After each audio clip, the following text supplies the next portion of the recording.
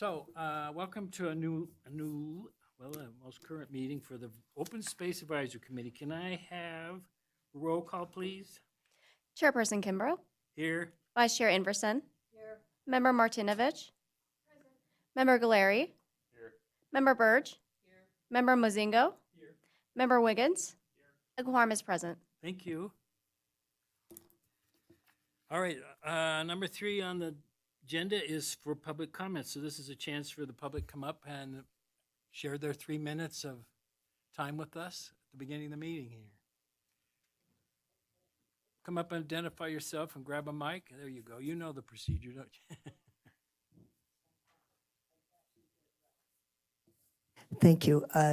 Denny French, Carson City, Nevada.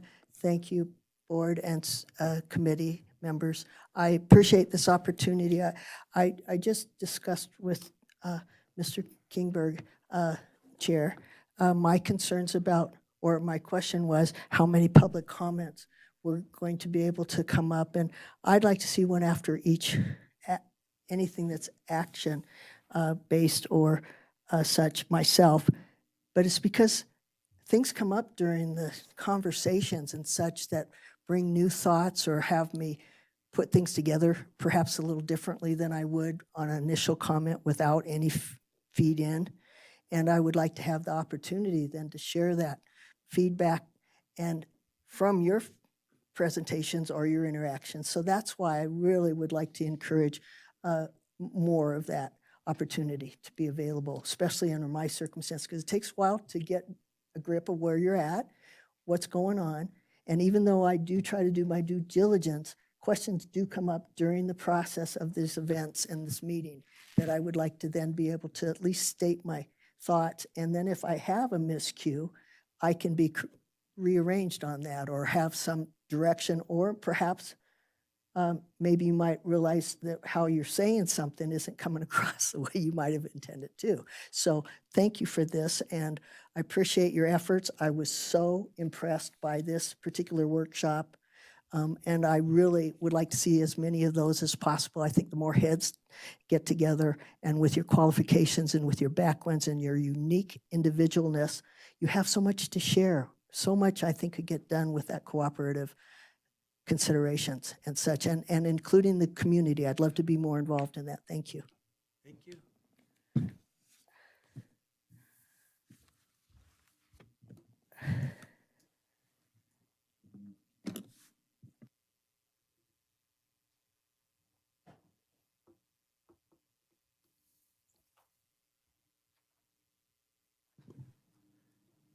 Looks like I got a green light. There we go. Hey, my name's Cullen Schifrin, and I'm from Carson City.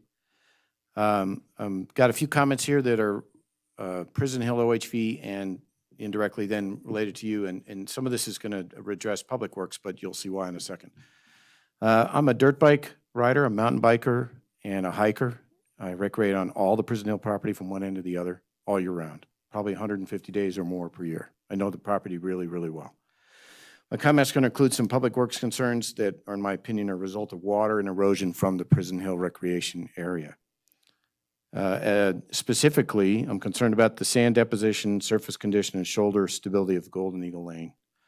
The street runs between the Prison Hill OHV area and the property of NNCC. The staff and you guys should be aware that traveling south from the intersection of Snyder and Golden Eagle, you go from state land to city land and back to state land. And this road's been a controversy for a long time because it's shared ownership. This wet winter's resulted in huge sand fans that are covering that road.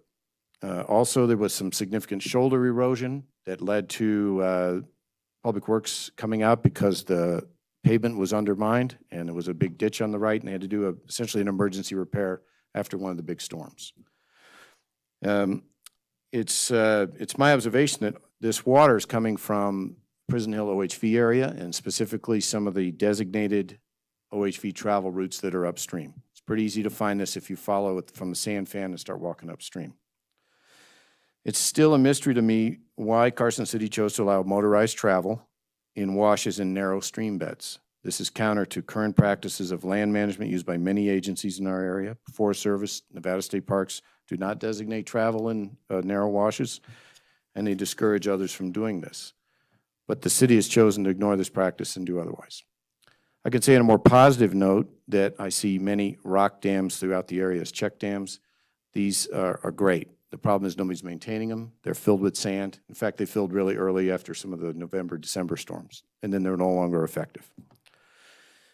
I should also say the city is pretty fortunate the state has been sitting on their hands when it comes to taking action to repair the damage to the pavement near the entrance to the staging area, where it's the worst.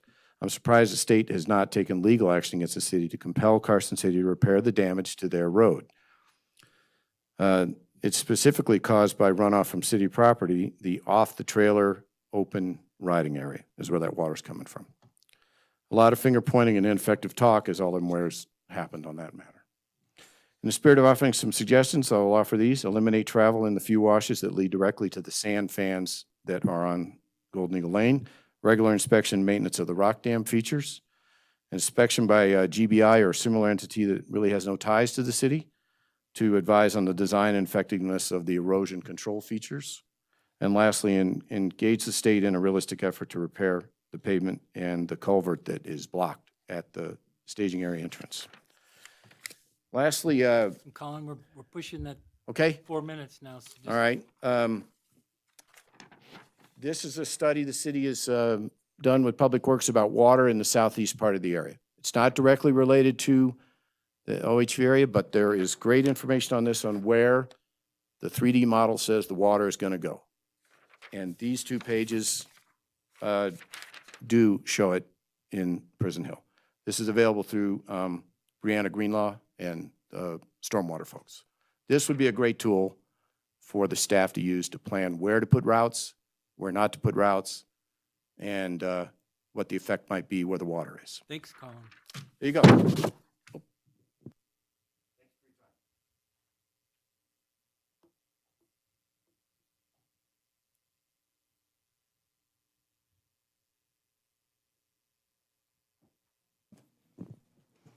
Good evening, everyone, committee, staff, DA.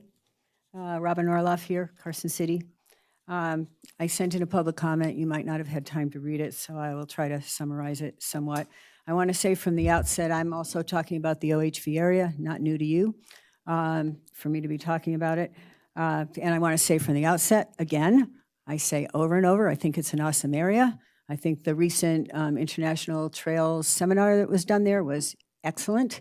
I think 2/3 of the area, the south slope, the southeast slope are phenomenal. Everything that Novak and Reconnect said they were going to do, they did. I feel it's sustainable, it's fun. I have 1 foot in each section. I'm a runner, mountain biker. I'm now call myself a dirt biker. That's kind of using the term loosely. I've been doing it for 2 years. I love it. And I was called by someone at that event. I was there with a friend who was supplying a side-by-side for that event.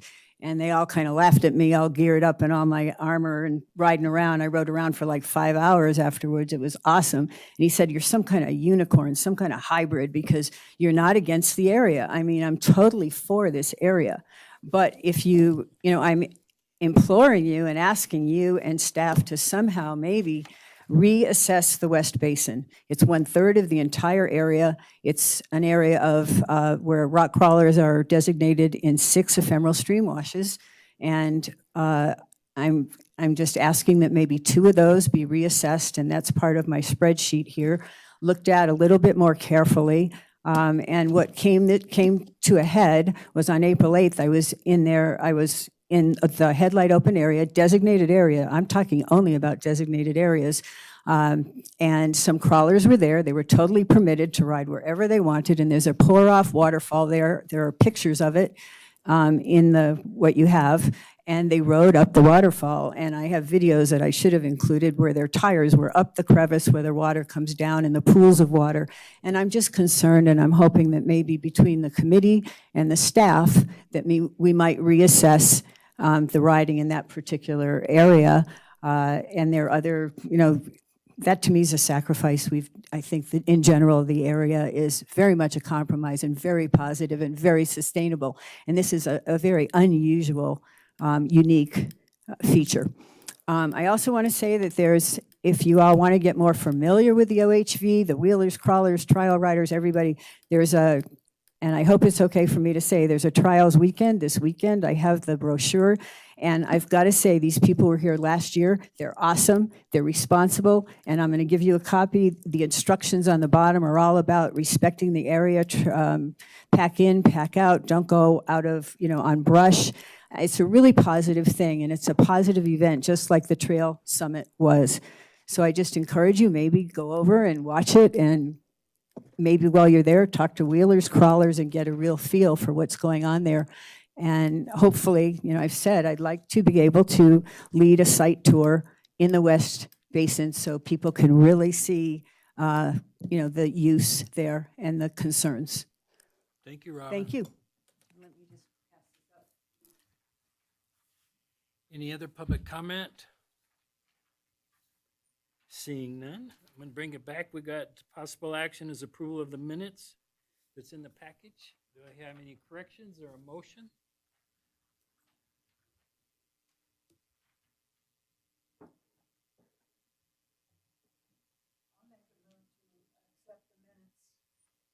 I'll second.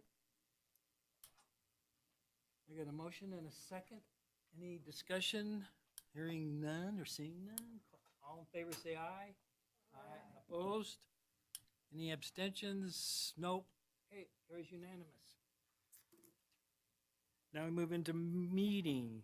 Possible action, discussion and possible action to provide direction to staff related to action items and outcomes from the Park and Rec Commission and Open Space Advisory Committee special workshop that we had on December 16th. First, I'd like to say that I hope you brought a little notebook because we're going to have a pop quiz to see if you did your homework or not. But not really. So actually, what this came from was Lindsay sent me an email saying, well, there's nothing for the agenda for this meeting. That was any action item that they're doing as part of their business right now. So that disappointed because the next meeting would be a combined meeting, and there's supposedly maybe wasn't enough for that meeting even, so it would have been 4 months before we met again. So I'm one that likes planning sessions, and I like to take them off the shelf and make sure there's action and things. We've made a lot of comments. We spent a full day for us to sit down and go through with your homework assignment. And if time becomes part of the problem here, the clock will stop ticking when about an hour's up, and we won't maybe finish it, all the discussion this time, but at least get through parts of it. I don't know what to anticipate as far as much discussion we'll have. And then there's a possibility there could be some action that come out of there, but I was looking more for discussion than action, but there will be some action. So that was kind of introduce what the consequence was, so you blame me for having this meeting, essentially, so that we could stay united. I hate not meeting for up to 4 months. That's terrible for me. Because I think what we can and help, and then if you read what you did, that report, there was a ton of stuff that was discussed about how we can become better committee members, and then how we would work with staff. And is there any discussion about what I just said before we moved into the document? Any feedback that you might want to give me for that decision for tonight? None? So that puts it in favor for me then. Okay, well, I got a good idea. I like that. That was one of my favorite movies that I used to shoot. It's the one where the gentleman went up in Alaska where the wolves eat the mice. I can't. It's a famous movie, and that's what the Indian gentleman, the tribe, what do they call Alaskans, when he saw that this kid was living out in the wilderness eating mice to prove that you could survive off mice. He said that was a good idea. That was a great movie. So I'm sorry, I kind of got off subject there. So I'm going to start off before we even go into the document. I want to express one thing very clearly so that staff hears this. One of the main points that we all want to keep in the back of our mind is we're not here to assign work to staff. We want to be very careful with that. Not that it can happen in this session, it can bring action items that bring that forward, But always keep that in the back of your mind that we're trying to work towards working in favor with them versus assigning tasks that may be a burden to them. So the first thing I was going to ask them, and Lindsay can give me a very ballpark figure, and I didn't prepare you for this, Lindsay. How much time do you think you spend for every open space meeting, just preparing to have these meetings? Lindsay Boyer, Open Space Manager for the record. Depending on the size and scope of the meeting, like the February meeting, for example, is a pretty heavy agenda. That's one of the biggest ones that we have. Gosh, I probably spend like a full 40-hour week preparing all those documents. Not necessarily all consecutively, but in terms of preparation, and then there's all these other staff that have to review items as well, and the posting schedule and all of that. So yeah, we definitely put some time into bringing these items to you guys. I just wanted to have this committee informed, how much time they do spend to prepare for these meetings. And I know Greg probably shares as much as at least half of that probably of what that does. And I know Jen has to prepare somewhat too. And Ben has to prepare because we send him the agenda and he has to make sure we're within the scope of what we're supposed to be doing here. So I just wanted to say that so that in the beginning of this is that we all keep that in mind. And that, but there's some funny stuff that comes out of that, keeping in mind that we'll deal with here pretty soon. But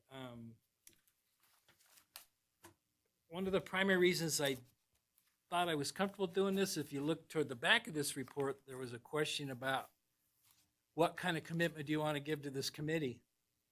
So about everybody voted yes, 100% on one of the questions, want to participate more to help this. So that totally opened up the fact that we can review this because all the comments we made were all about that at that retreat that we can talk about. So that was 2 points. And so then I'm going to start now and just say we'll go page by page for a while here and see where the discussion takes us, because there's some redundancy throughout this paper. It'll say to do it, and then it talks more about saying the same thing later. So I don't want to get us into the over-discussing some of these things. And then it doesn't mean we have to take action tonight. It can be discussion and brought to another agenda in the future to bring it into the level of needing to make an action item out of it. Any questions so far? You guys are being easy so far. Well, I'll be a little difficult. So no, That's good. I need that. I really, really appreciate it. What we want to do is go through and take it and move forward. The people who did this did a great job of summarizing and actions and then actually decisions made. So maybe instead of going page by page, because we all probably read all of that, let's just go to the actions and say where we are or what can we move forward with. And then just from my how I work and is that I think lots of times we may need to eventually prioritize because there's going to be a lot that we want to do and we don't want to get too peanut butter spread thin. And so we want to prioritize and make sure that we are being able to check off the box and keep moving forward and have it have meaning. So that would be my comments on proceeding. Thank you, Mark, Mr. Chair. Thank you. Well, and I have a question, actually. Isn't our goal to come up with a plan, a formal plan from this document? I didn't see it being that. No, it's just taking action on items from a strategic plan. That's the plan. We're just moving it to the next level instead of throwing it on the shelf and say, well, that was a fun day, and then not do any of it. So so no, we're not going to have a plan. We're just going to have some items that come out for discussion, and then in the future, some of these things, there's a lot actually in here that relies on staff. It was written with a whole lot of staff stuff in here. So we won't be dealing with that as much as we will, but what they said about OSAC, what we said we would do, versus all the tons of stuff that's in here for staff to do. So I don't know how, when you read it, how you you know, every one of us have a different way of reading things and summarizing what we just read. So Susan's point's well taken that we could go to the action pages. There's a lot of background before that, so that's why I was talking about that redundancy. It'll talk about it, and then later on it says it's our action item. So I didn't design it so that we could go to those pages, Susan, so maybe you did, so we can do that easier than going through the pages and deciding which those pages are that you talked about. Mr. Chair, if I may add, just to clarify to Donna's point, one of the objectives that came out of the whole board retreat was to identify some items that would help inform the next phase of our strategic plan. So that could be a piece of discussion that comes out of here as well as the items that were identified for you all. Sure. My point is, we can discuss all of these, but then we've got to decide how we're going to keep track and what we're going to do with what comes out of this. So in a sense, we've got to have some kind of a plan with what we're going to do with what comes our next step. Is it going to be specific items that are going to be on our agenda on a regular basis to us to follow through with, so that we know, okay, we decided we're going to do something. Now we've got to track how we're going to do that and what kind of progress we're making. That's it. Yeah, go ahead, Susan. Mark, I will volunteer to, I know you all take notes, but I will take notes and figure out how to put it on some sort of sheet. Got it. And then we can come back at another time and talk about it once we've kind of at least flushed out some of these items. Yep.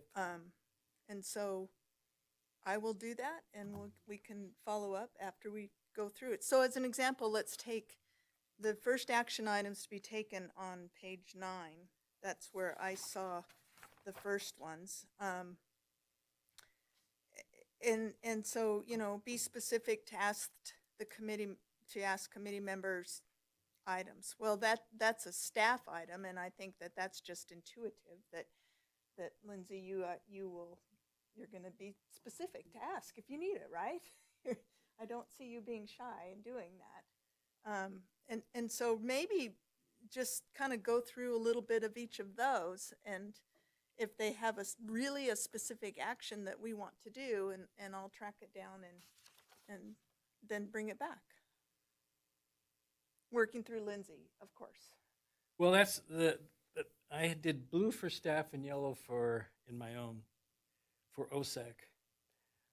To me, those actions taken that you just talked about were a staff thing that the staff need to review and look at, Yeah, versus us telling them that these things need to take place.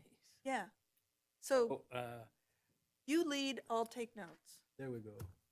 Well, that's because but I was waiting for feedback. I don't want this to be a Mark thing. I want this to be everybody giving their ideas so that we have something at the end that we're proud of. And that timeline's perfect that Susan's volunteered to do. That's great. One of the things that's in here is a matrix. So we already check off timeline, and project lead can be Susan in this deal. Because actually if you skip that action page and go to what I call the yellow ones, which is OSAC, I was a little farther into the document. Where actions taken on page 10 at the bottom. Those are yellow to me. And I certainly open to discussion if you want to talk about the blue ones. They're blue to me. You don't have that in front of you, to avoid that conflict of starting to deal with staff responsibilities, because they're going to have to sit down from this plan and decide what they want to do as part of what this was in this document. We had a gathering and you asked us our comments, so we gave them. But a lot of them, we didn't have the mantra about not assigning staff a lot of stuff. So we're going to try to work the best we can not to do that in a in a fashion that, You're talking about the inventory of skill sets. yep, that's starting there. Actions to be taken. If there's something before that, because we're on page 10, that you would have made a note about or some comment, you're open for that now. So remembering what we were talking about there, this was how can we help become more familiarized with OSAC and be helpful without overburdening the staff. And so we came up with these suggestions. Reading back through these, again, they seem pretty straightforward, but there's still the need for us to take staff time, right? Right along with park ranger is a park ranger needs to design the day to be able to take a staff member out, go along with them. So even with these sites that we kind of laid out here, still staff time and energy. So I gotta ask with Lindsay, are you guys expecting after this evaluation and review of this report, you know, how much time are you guys dedicating as staff to go through this and prioritize for your next planning process before we unmeaningly, but or not on purpose, but send you more agendized items? Sure, good question. Lindsay Boyer for the record, Open Space Manager. So I kind of see there being at least two things going on, maybe three, maybe more. You know, part of it, like Mark said, is kind of following up on the time that you guys gave to the city. It was a special day. You all had to, you know, take time off or whatever. So, you know, we wanted to follow up on all of these items and make sure that if there were action items in here that were for you guys specifically, that we were bringing that for discussion, closing the loop so that, like Mark said, it's not just a plan that sits on the shelf. And then the other component is kind of more the strategic plan component and bringing items out of here that we're going to go into our strategic plan. I don't know what the timing for that is specifically, but it is something that both Parks and Open Space want to be working on over the next year, probably. And then as far as some of the other action items you mentioned, like taking time out to ride along with a park ranger, all of those things. I mean, we're happy to spend the time doing that because it's really beneficial for you, and ultimately that benefits us. So don't worry too much. I mean, I definitely appreciate Mark's setting the tone of not, you know, creating extra work. We appreciate that, but also, you know, you guys are here to help us ultimately. So if there are things that, you know, you guys can really benefit from, you know, we're happy to make time for that. Thank you.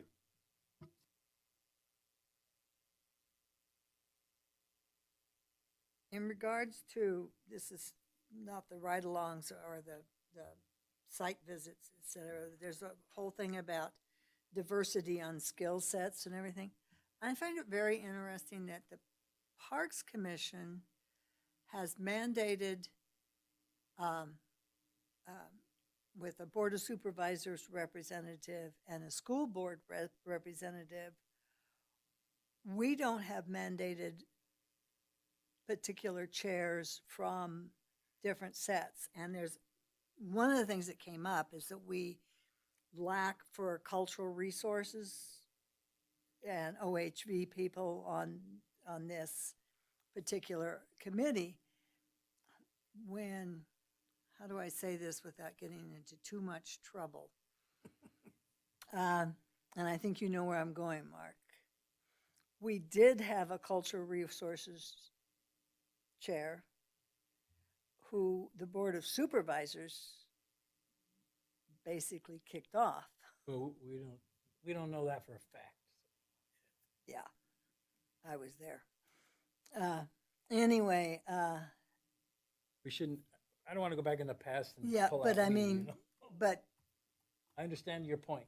That's that matrix that could happen here with an understanding. And That you may we- have it on this board already, so. yeah, so should this board, not involving the staff, ask the Board of Supervisors about the matrix of this board, or not get involved with that?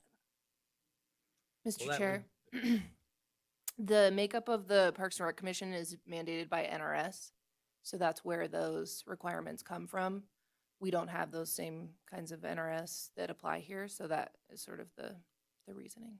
So that leaves us more. Well, that's part of the reason there's a matrix that could be done so that we could we could keep them informed that there's a lacking in this committee for this type of person, then they could recruit. Doesn't mean that they have to, but you Yeah. would make an effort to. So, We don't have any open so if positions there was an now. action, not an action, in this discussion and Susan's list and matrix could be done by us to establish the skill sets that are on this board right now. Yeah.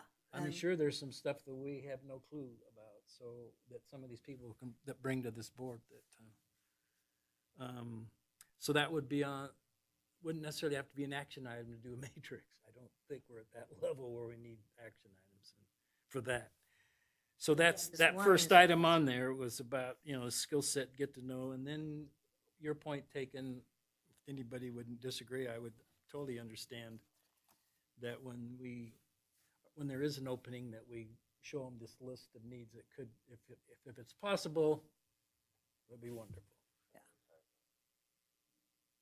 Okay. Are we comfortable with that part? Yes. The ride-along, I'm trying to think of how we could be, as long as the Rangers are given permission to do that, and that it's legal to stick a civilian in your patrol trucks, then that would save the staff from doing it, would just be yourself making that contact. Put it on your shoulders yourself, but let you know that that's an option. Now, we've never asked Lindsay's crew whether or not they would want to do that. Or if there's some things that maybe they need in discussion within their own ranks and their own meeting to say, okay, if this is to work, how best to do this. Versus right now us saying, we're gonna do this, this, and this. So it could be put on the list that Susan's working on, that you guys will work towards is figuring out how to do ranger rides if one of these people want to do that. Would that make sense? Yeah, I think the best way probably to handle a lot of these items is to create a list like Member Martinovich has got going on right now, some of which may be things that come back around to future meetings, and some may be just things that are directed to, member follow-up with staff directly for this opportunity. The skills matrix, for example, we had discussed potentially doing like a survey or something like that to kind of capture some of your background and interests that we might not be aware of, and then could formulate, kind of a matrix from there. So that might be an action item as well, for Susan to keep track of. Well, I could even volunteer. I've done matrices for nonprofits before, but they're pretty easy to do. But I don't think there's a problem on quorum or the laws that cover open meeting laws. If I send out a form asking them to fill out a matrix to the board, are we pushing open meeting rules by that? The ride-along? No, for the matrix. If I did it instead of staff, Oh. saving them some time, can I send out an email to these folks and have them respond to a matrix?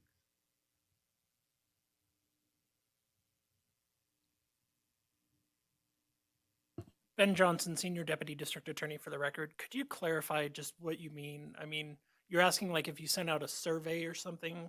Yeah, We're asking them essentially, to- maybe that's a formal word you'd use. It's just a simple form that they would check a box.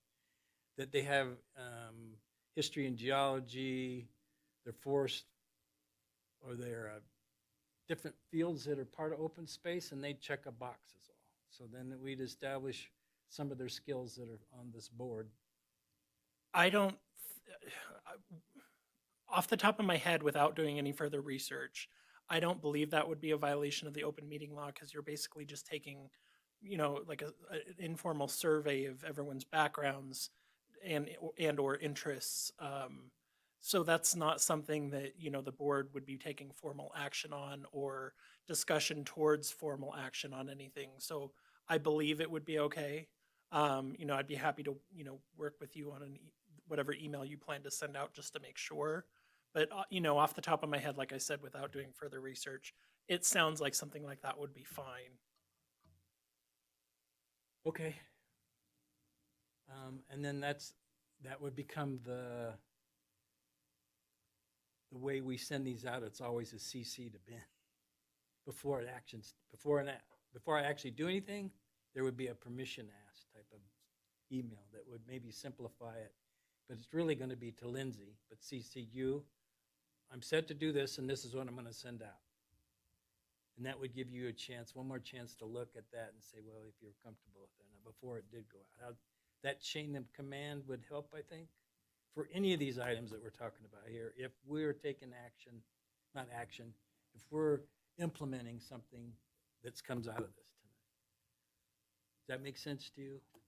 Does Ben Johnson, Deputy District Attorney for the record again? Yes, that makes sense, Mr. Chair. Great.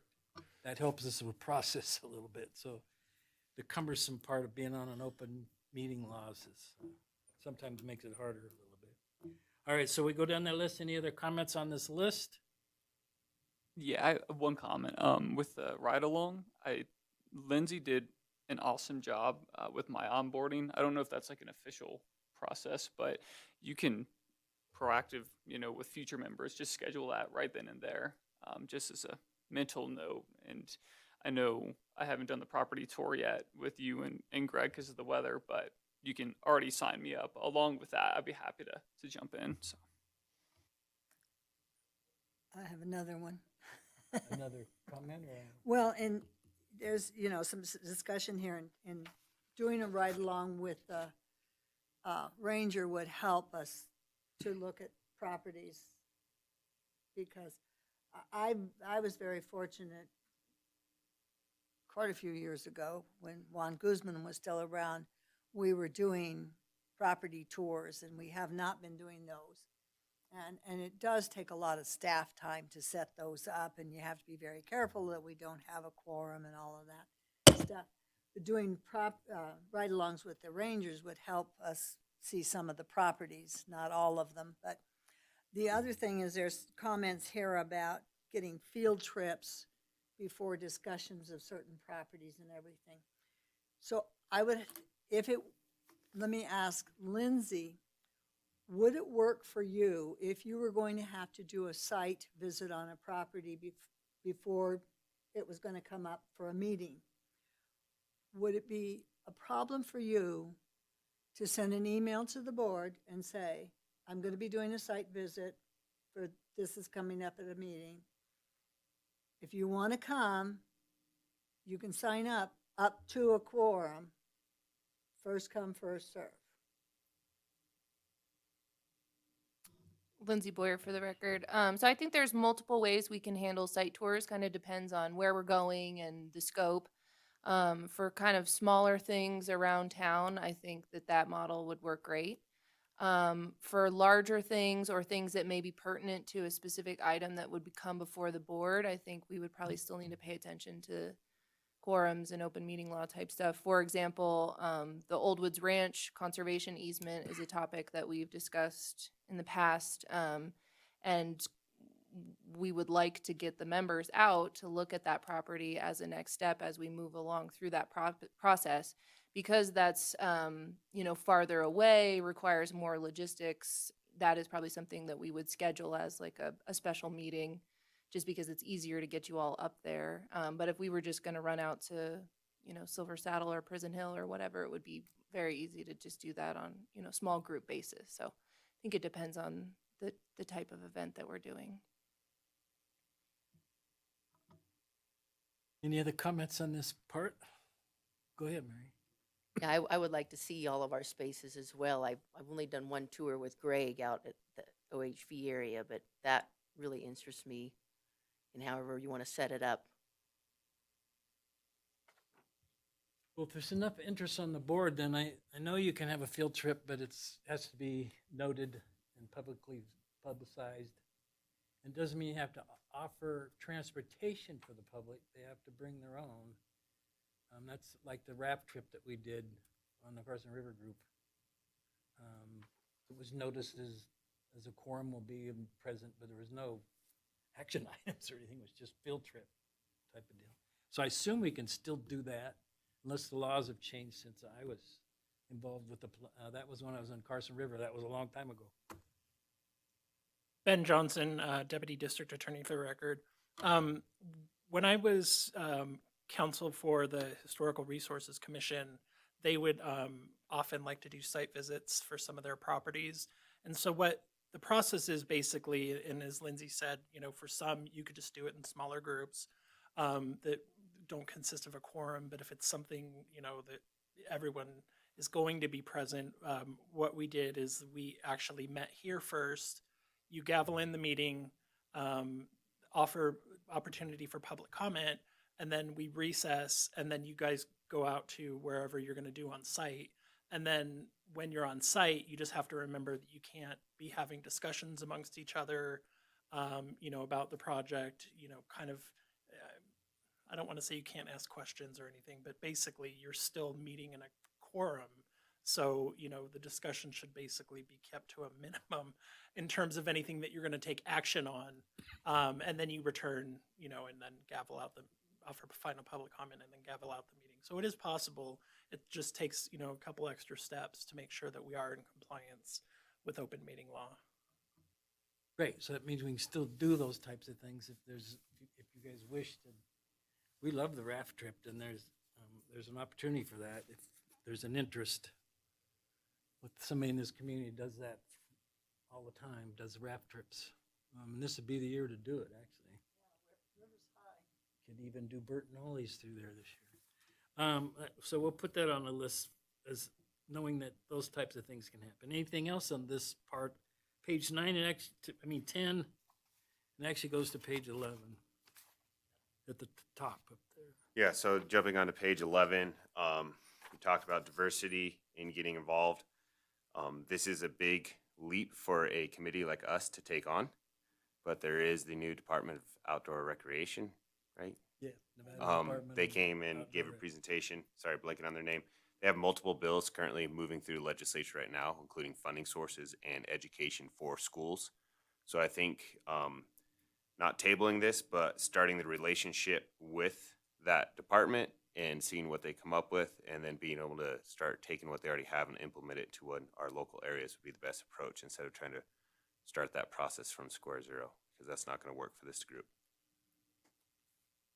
I'll tell you, I went to the advisory committee meeting. I attended that, and it's now going to be meeting quarterly. And I am actually in discussion with them because I felt like at the meeting, there was a voice that was not on the advisory committee, and that voice actually was the nonprofits that design, build, and maintain the trails that are attracting recreation to the areas.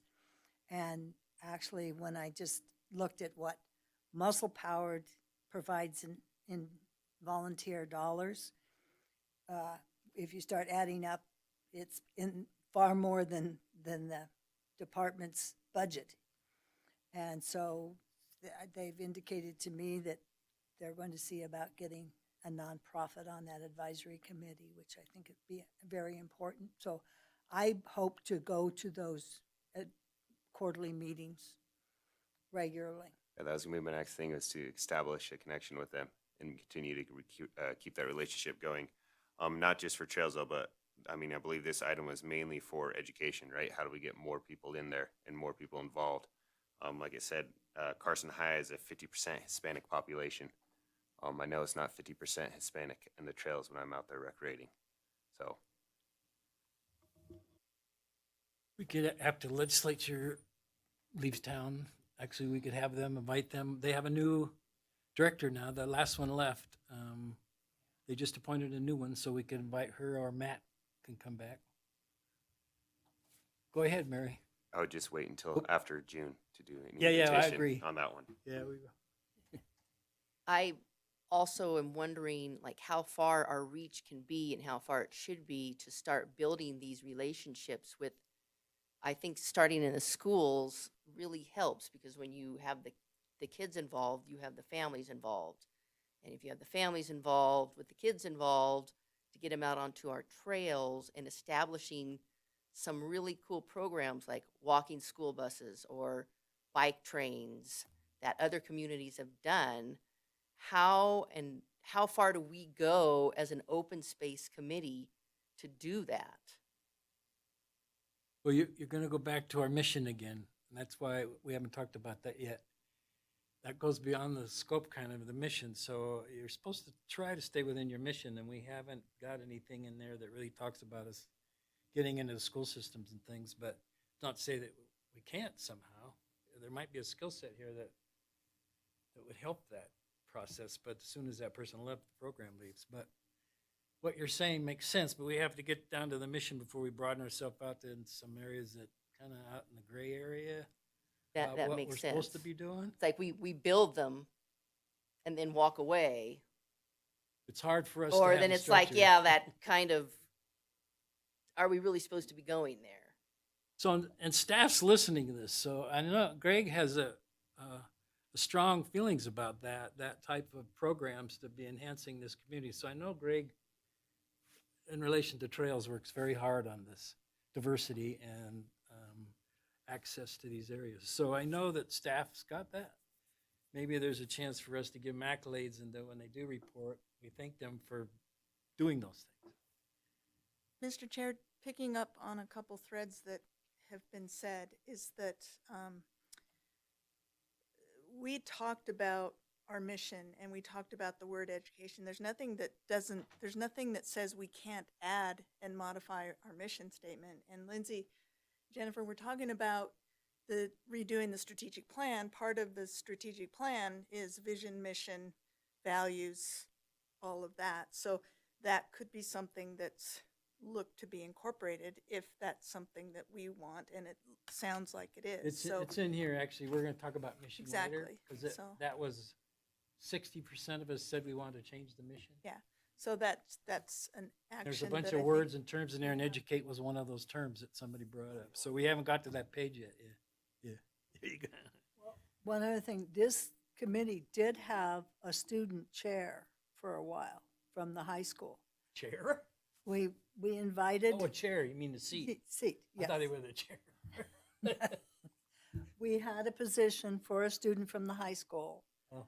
And one thing, anyway, she only attended maybe 1 or 2 meetings. I would like to see us bring that back again. And see if we could work it out. And maybe if it doesn't work with the high school, maybe with, what's the other school in town? The Lutheran No, school. the other public school, But Pioneer. Oh, Pioneer. They seem to be very active and doing a lot of things. So I would like to see us have a student. Well, that would be an action item that. But could maybe insert as a into the list. suggestion, there's, a lot of these items have a lot of sub-items to them. And so this one about, the outreach, I think what Robert said, this is something that's all encompassing in an umbrella that we can talk about later and really think through. So I'll lump them together and put the like things, and your recommendation could be some of those individuals' actions under that umbrella. Heads are nodding down there, so that's a positive sign. Nobody's been shaking it back and forth. Anything else on page 11? Actually, there's a second down in decisions made too that I put in yellow, that we need to talk about. Yeah, it's true. That's why I said there's redundancy in here in times. Tap into connections and expertise of your members, so the matrix, yeah, it's all about the matrix. Is there any other comments on those 2 pages before we flip to 12? Mr. Chair, Lindsay Boyer for the record. I just wanted to add that through the Parks and Rec Commission, their new school board member, her name is Molly Walt. Oh, And so that was an item that came up during the workshop of kind of trying to work through that person as the school board liaison. So they might be able to assist us in terms of getting connections with the schools. And then that can go lots of places from there. I mean, the natural resource specialist position has historically spent a lot of time educating in the schools. And then our volunteer coordinator, I'd like to see them go into the schools as well. So that's just something to add related to the education piece. And the Safe Routes to School coordinator goes into the school.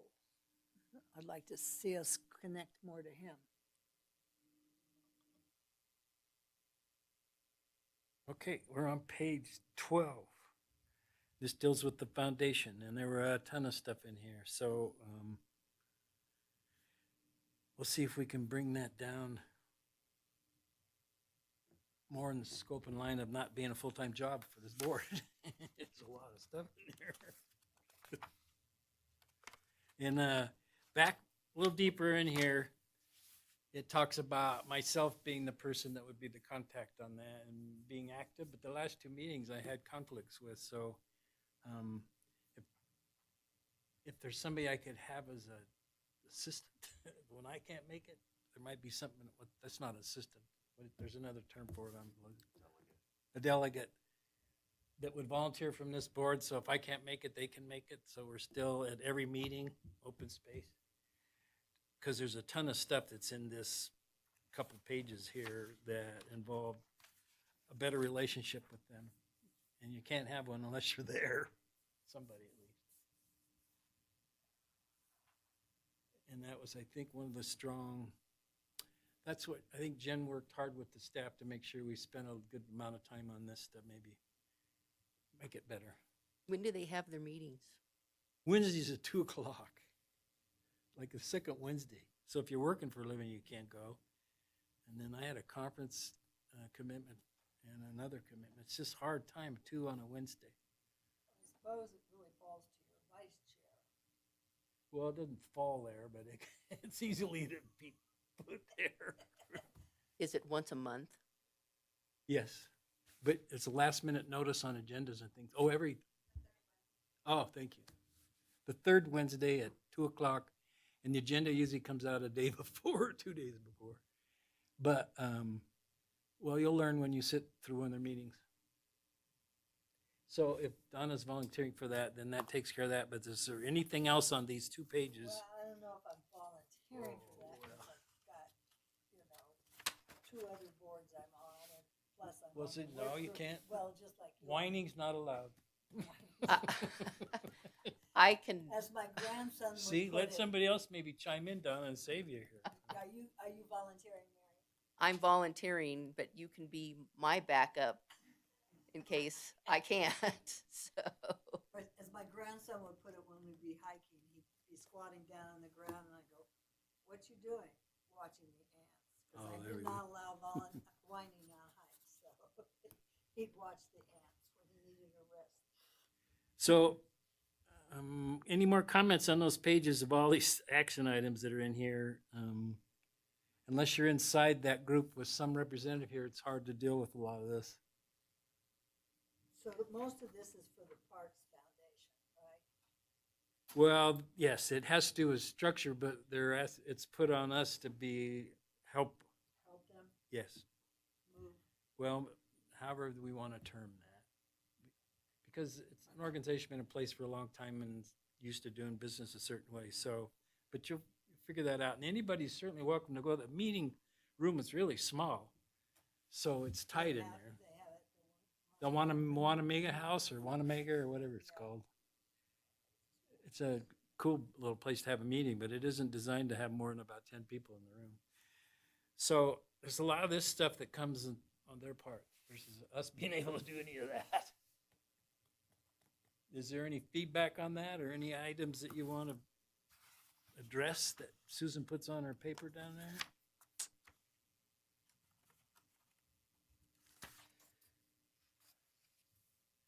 So as a rep, then we will know this exists and see how that moves forward for this group. So we can Our infuse vision's some- different. Infuse some.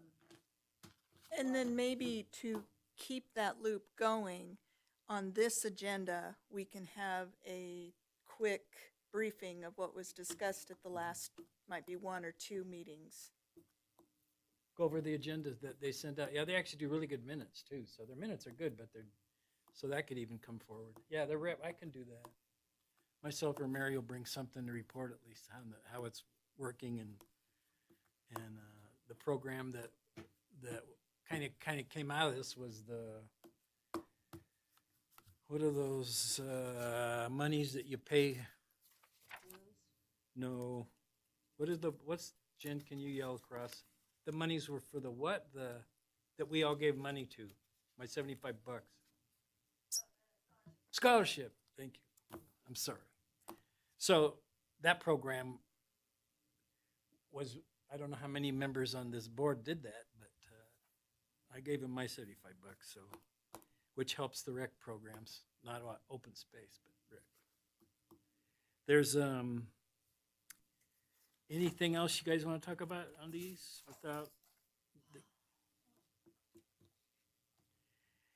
On page 13 at the bottom, they're talking about somebody creating liaisons with the foundation, with the Park and Rec Commission and OSEC.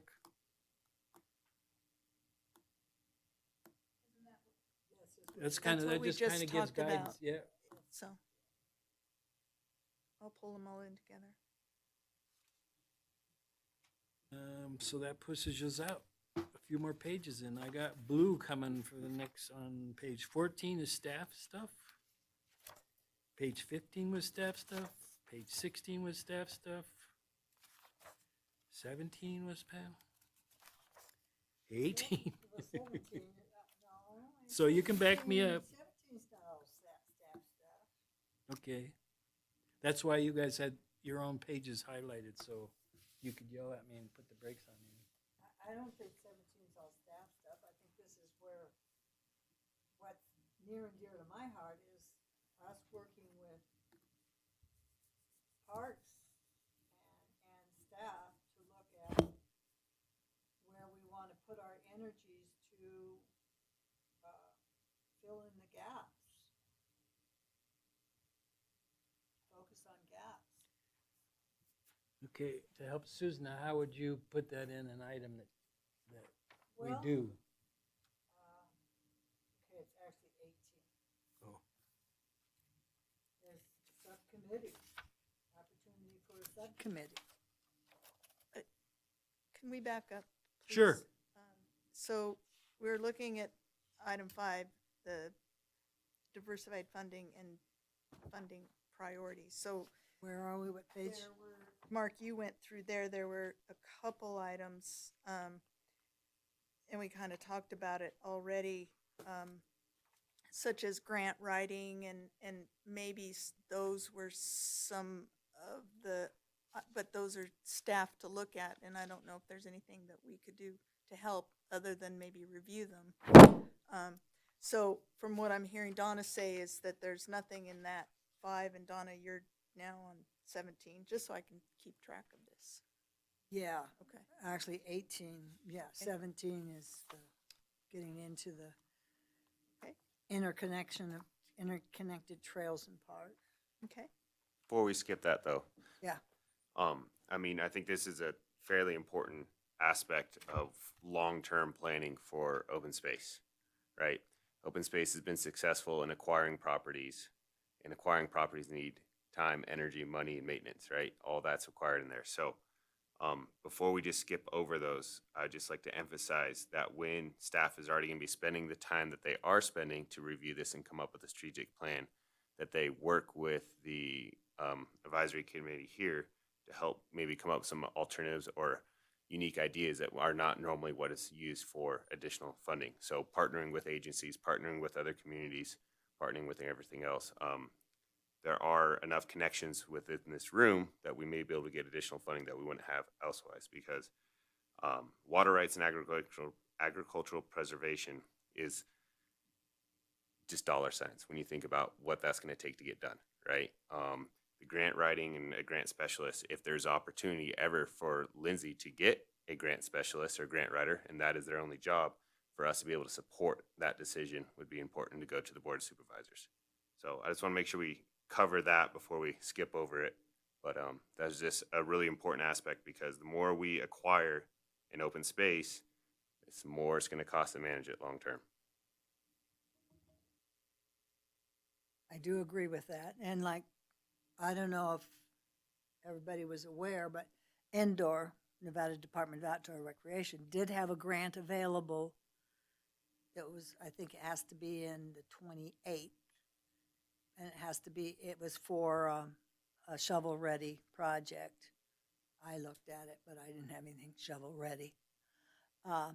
So, I mean, there are more grants available, and they are looking at finding more funding in this legislation cycle. Yeah, it's just if something comes across your everyday desk that they Yeah. may not see, like Brownfield's project with EPA, there's opportunities out there. They may not be the right time at the moment, but long-term, there are opportunities that may be able to bring significant funding to this area.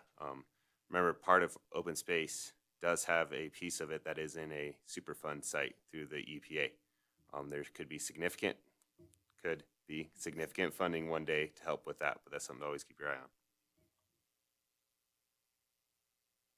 Well, one of the things that I'm constantly giving accolades for is that the staff in open space are very proactive with grants, very proactive, and know every dime that's out there usually.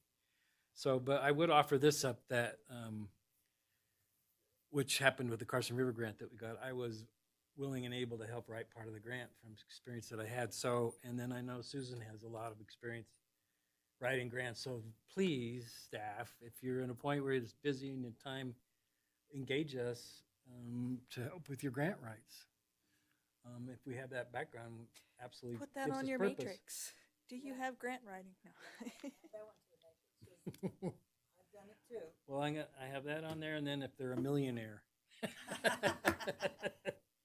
And they're very philanthropic. Yeah, there we go. Yeah, I went to the summit looking for a sugar daddy or a sugar mama, didn't find They're one, on but there. That was the wrong party to go to. So, any other comments in that as we move through this slowly but surely that you might have had? Yeah, grant writing's important and very time consuming. The work begins though is when you get the grant and all the paperwork you gotta fill out after you get the, for some of them, not all of them. So what page are we on then? I skipped us all the way up for quite a ways there, so. Yeah, I was 18, and I have that all blue too. So it deals with the matters that they deal with all the time, and they could probably answer a lot of these already. but there is talk of a subcommittee regarding the trail gaps. And if there's gonna be a subcommittee for that, I really think that should be a subcommittee made up of both OSAC and Parks. A combination subcommittee. So does that allow us to have less What's than that? quorum in parks and less than quorum from open space? So you'd have like 6 people in, I guess, or whatever. I can't, not knowing. Parks and Rec has more members than we got, I think. Ben Johnson, Senior Deputy District Attorney for the record. Yes, absolutely. If both boards were to appoint a, subcommittee to work together that's less than a quorum, then there would be no problem with them meeting together. Because that was the hope. That's one thing we can definitely do. I'm going to ask for some subcommittees today as an action item later in the agenda, but that we all accept that fact that we can be invited to be on a subcommittee, and staff can challenge us with some of those things that come their way to allow us as the board to maybe review a site or do some things that they feel comfortable with. Obviously, they're the final say anyway, usually. So that comes from this too. And I think on that subcommittee, we should invite Safe Routes to School and Public Works. Because in order to fill those gaps, we would need those people too, because not all of this would be just parks or rec. Just parks or open space. We would need those people to help us fill those gaps. I'm up to page 19. Wait a minute. Well, you're still, it's okay. This is open discussion, open mic night. So I think one of the big things though with that subcommittee in filling the gaps is getting the updated maps. So before that committee can even meet, I think there's going to be a lot of time and energy from staff to update the maps to correctly reflect, or not correctly reflect, but to reflect all the updates and improvements that have been made since that last time that map was updated. And do you have a date of when that was, Lindsay? Not to put you on the spot. The UPMP was updated in 2018. 2018. So, Not too bad. yes, certainly some things have occurred since then. Yeah, but Greg has all of the, most of the soft trails updated, right, Greg? And I think Public Works has a lot of the hard trails updated. So pulling that together, I think is, yeah, in 2018, we did do a big update of the UPMP from the Eagle Valley Trails Committee. So we're not in as bad a shape as most towns are. All right. Can we move to 19 now then?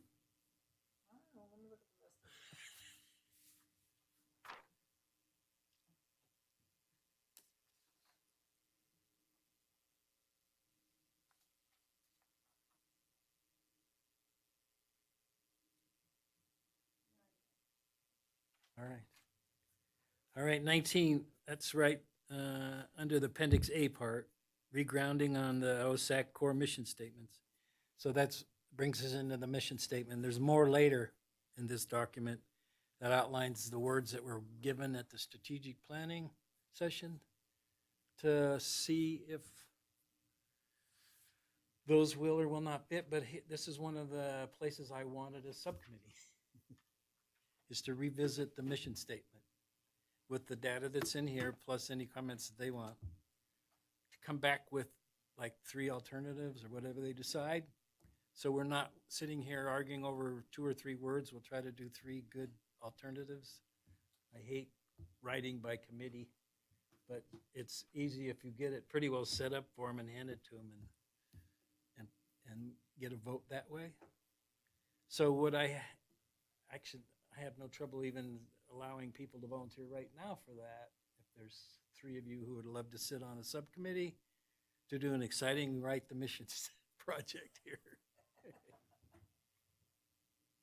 Do I see any nods? All the nods quitted. Greg gonna help. One, In Susan. my will help. day job, I've done like 3 strategic plans for organizations over the last 2 years, so I can help. That's 2. Are you gonna be on it? I can be, but that was it's up to you guys. If somebody has some excitement to want to put together a mission statement. I think our newbies need to do something. Well, I'm looking at Jay and Sam, but they've been pretty quiet here tonight. Something fun. Oh. Like field trip. Still waiting. I have to tell you that having been involved with many nonprofits and some at really high level I've been involved with, mission is very, very important with your organization to keep people so you don't get in the gray areas and moving outside the mission that can happen real easy. So it also allows us to understand what are we doing here? What is our kind of our boundaries here where we need to be with this? So, and there were quite a few good comments made about some growing that mission statement. So I can be on the committee, but anybody else want to be on the committee? I'll jump in. Great. Yeah. But Susan has as much experience as I do writing mission statements, probably. I hate to throw Sad. Susan under the bus, but I was staring at her I know, I as could catch this that woman is glare. yeah, Perk. has way more skills in that area than I do. So. Okay, so we have a first subcommittee. And that, just to set up a subcommittee, I hope that we don't need to have an action item on that. Vote for a subcommittee for every time we want a subcommittee.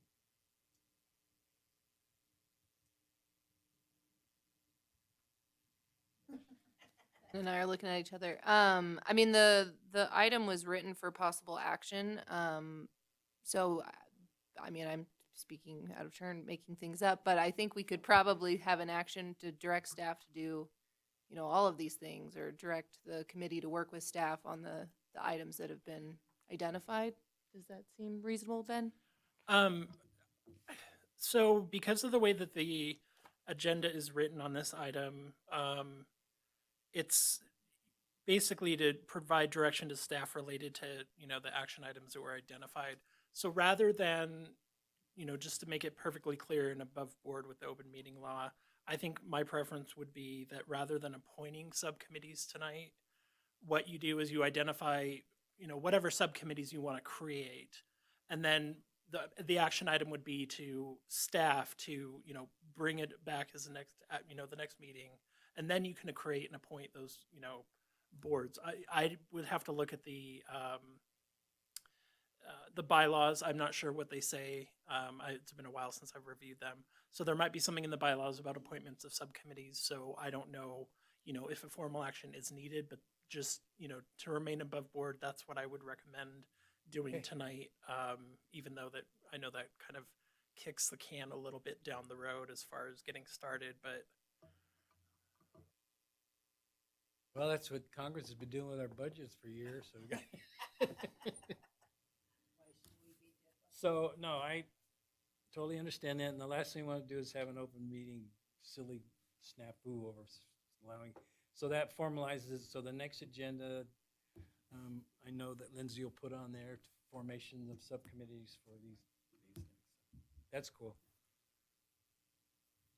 So we've got officially the appointee for opens for the foundation, and then this subcommittee is the only two, I think, that actually assign somebody. What, Sam? One quick note, I'm not going to be present for the June meeting, but can you still appoint me for the subcommittee with me not being? That's the best time to point you when you're absent. Okay, sounds good. And we don't know if we're going to have a June meeting because that's a combined meeting, so there has to be enough on the agenda. So I don't know if that's grown or not. So that's one of my heartburn subjects is that Mr. mandatory Chair. meetings. if I could just add a comment, it might be good for the, actually for the joint meeting, because you don't need an action from the Parks Commission directing staff to create subcommittees. So, if you vote to put that on the agenda, you would be able to appoint members from both committees at that time because it's agendized that way. Okay. Thank you. We're still on page 19. I talked number 1. There's 3 more there that we've kind of talked a little bit about those.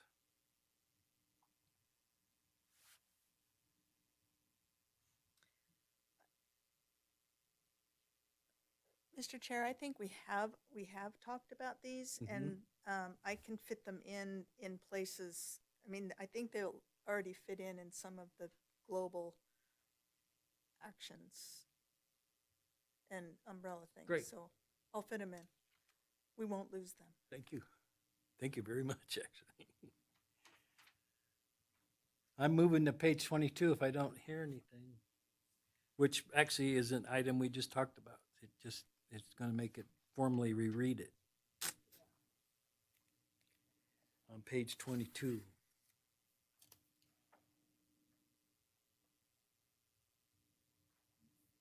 We're moving through this pretty well, actually. So we're on page 24, if there were no comments on 22.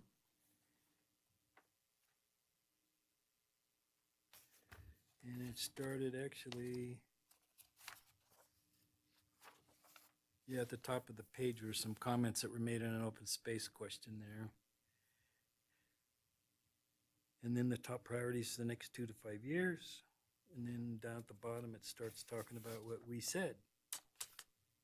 And there's redundancy. Anything specific?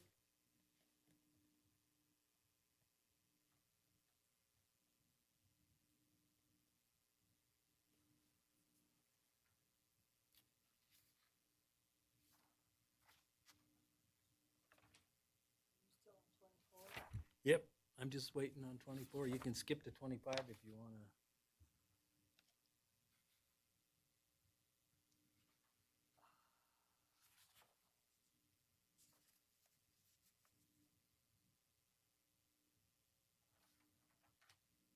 I'm hearing a lot of silence, so we can go to 25.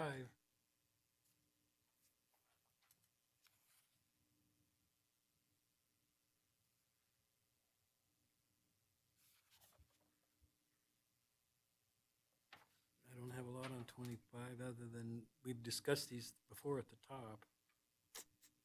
These guys do a great job. We're not here to They're already filling all these spaces with what they do every day. And 26, if we're still silent. Water rights, mountain bike skill park, and I bet you that's on Greg's list, and public education. Public education that we just talked about. Master plan for the Lower Carson that we already have a grant for to work towards that. Oh, we already did work on the grant.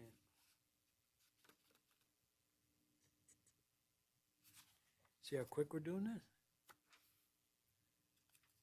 Go ahead, Mary. Mark, so I think it's really important to get our mission statement down first, because I think I tend to jump more into the nitty gritty before I should. And all of the subcommittees that will be, and I'm like Jay, it's like, ooh, let's get to the fun stuff. I want a bike park. I want to go on a Gotta raft get on trip. another board. Right. So I do want a bike park. I would like to see more interconnectivity with our trails and getting people out on them and things like that. So when they give their annual report, when they give their updates, always remember this little document that they actually were part of the program and say, well, how's this and how's this and how's this?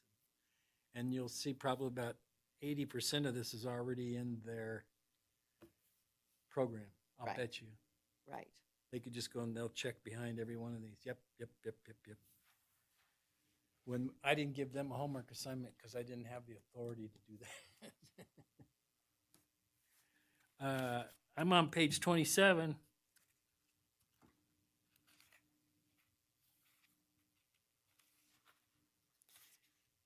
I'm looking for fun. I haven't found a fun yet. Maybe you could be in charge of bringing cookies and treats for the meetings. I don't know. Page 27, the top part was from the survey. More site visit, outreach. These are things we're recommending to staff. They give us budget reports already, give us all the opportunity we want to make comments to that. Okay, I got a question then, and this is a Lindsay. So we've said this multiple times so far tonight in site visits, right? It's April, almost the end of April somehow already. June, July is gonna be right around the corner. And then we're already looking towards fall, right? Turning the corner. What's the possibility of having a public meeting to where we're able to get a few staff and pick 2 locations on a day and go to 2 locations to be able to start looking at a few of these sites, which will maybe help trigger some of the discussions we've been having with the mission statement and long-term of actually being in the field, looking at these sites to come up with a better plan for moving forward. Great question. So I had mentioned the Old Woods Ranch site visit as an example. That is one that I would like to get all of you up there. The main problem is that it's probably still buried under snow, and who knows how long it's going to be buried under snow. So I know in talking with Nevada Land Trust, who would be doing the site visit with us, we've been kind of kicking around like, might July work, or are we gonna have to push it maybe into like August or September? So that is one that's on my radar. It's just hard to plan right now. And then if there was interest in, another site, I'm curious to know what the committee might want to see or where you guys might want to go. So I'd love to take those suggestions, but it's all just a matter of your guys' schedule, and we can do another doodle poll like we did for the board retreat, and that worked out pretty well of kind of gauging your availability. I could even do that now for July and August and September, and then who knows when we can go, but at least I'll have that at least for the Old Woods piece. And it's really good information for me to know that you guys are, not only interested in the site visit, but, willing to take that time, because I'm always sensitive of your schedules and not wanting to over-program you. You're all volunteers. So that's really good information for me to know that this is an area that you guys want to pursue further. So as a next step, I could put out a doodle poll for sort of general potential site visits, and then at least we've got something in the queue as we work out some of the other logistics of where and when. Yeah, well, on page 30, 100%. Do you feel there's opportunity to better support staff with projects and initiatives? So 100% of us already show excitement about being part of, and site visits is the coolest way of doing it rather than sitting in a room looking at a map and a picture. Mhm. So that would be great. So field trips become an integral part of what we do as our business here. If nothing else out of this, that's just great there. So I'm on page 27 still, unless we're ready to move on to 28 under the survey. There's some specific things that they're more of dealing with staff. And then the, the joint meetings. Discussion that I lost already on.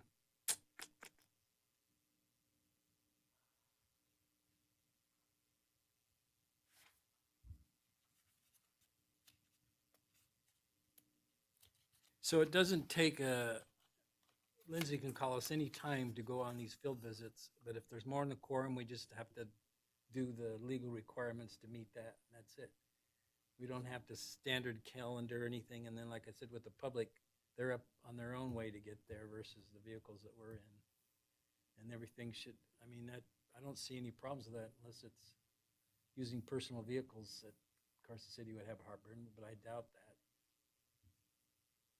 No, I don't think that that would be an issue. And I believe the public element and the posting and all of that only is triggered when a quorum is present. So if it was just small groups, it would be easier logistically, I guess. Yeah, it would be a lot easier. Yeah.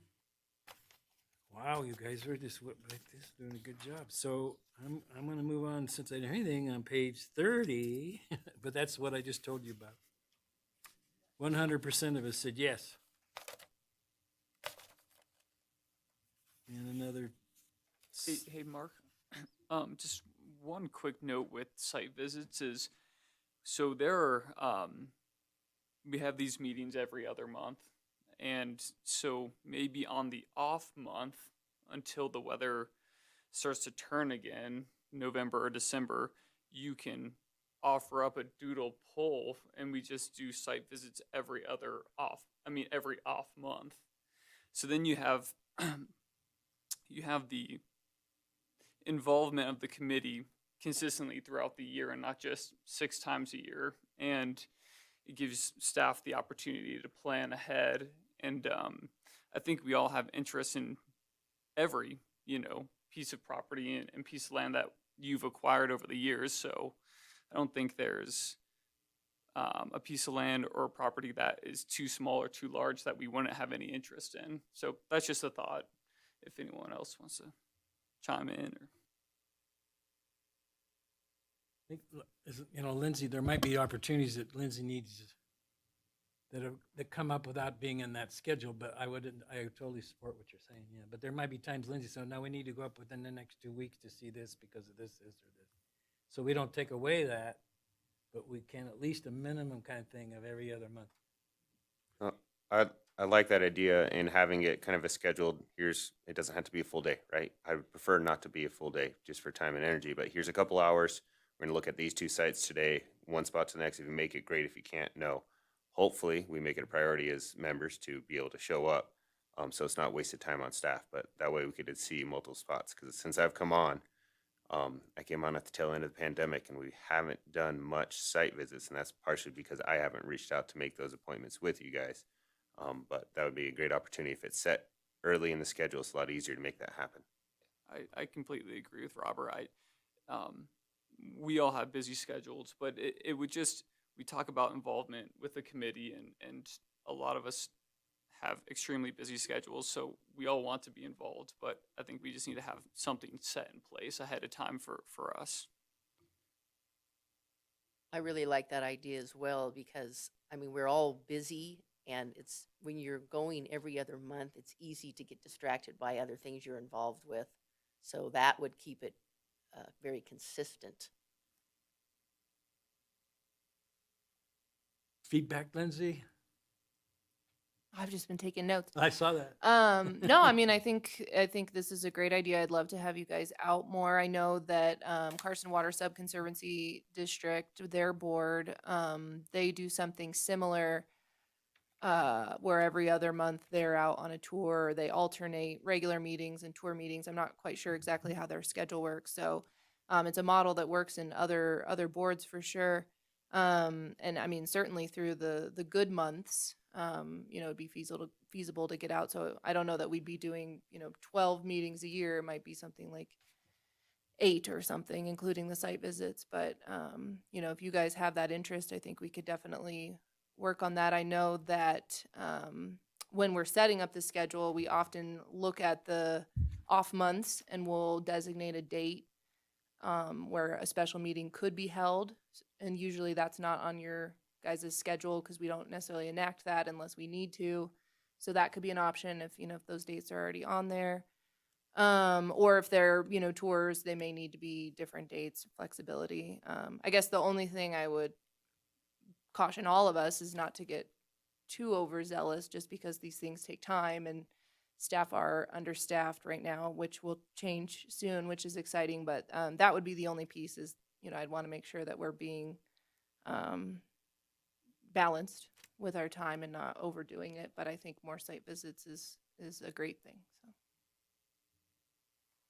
So. Great. We're an hour and 5 minutes. So because we're we're done essentially. Because the next page has to do with the foundation again. And then there was just some general comments in the back that I think we pretty well discussed. Because the last comment on the last page is something that's on the agenda later. Anybody else had anything on their homework assignment that we finished this in an hour and 5 minutes?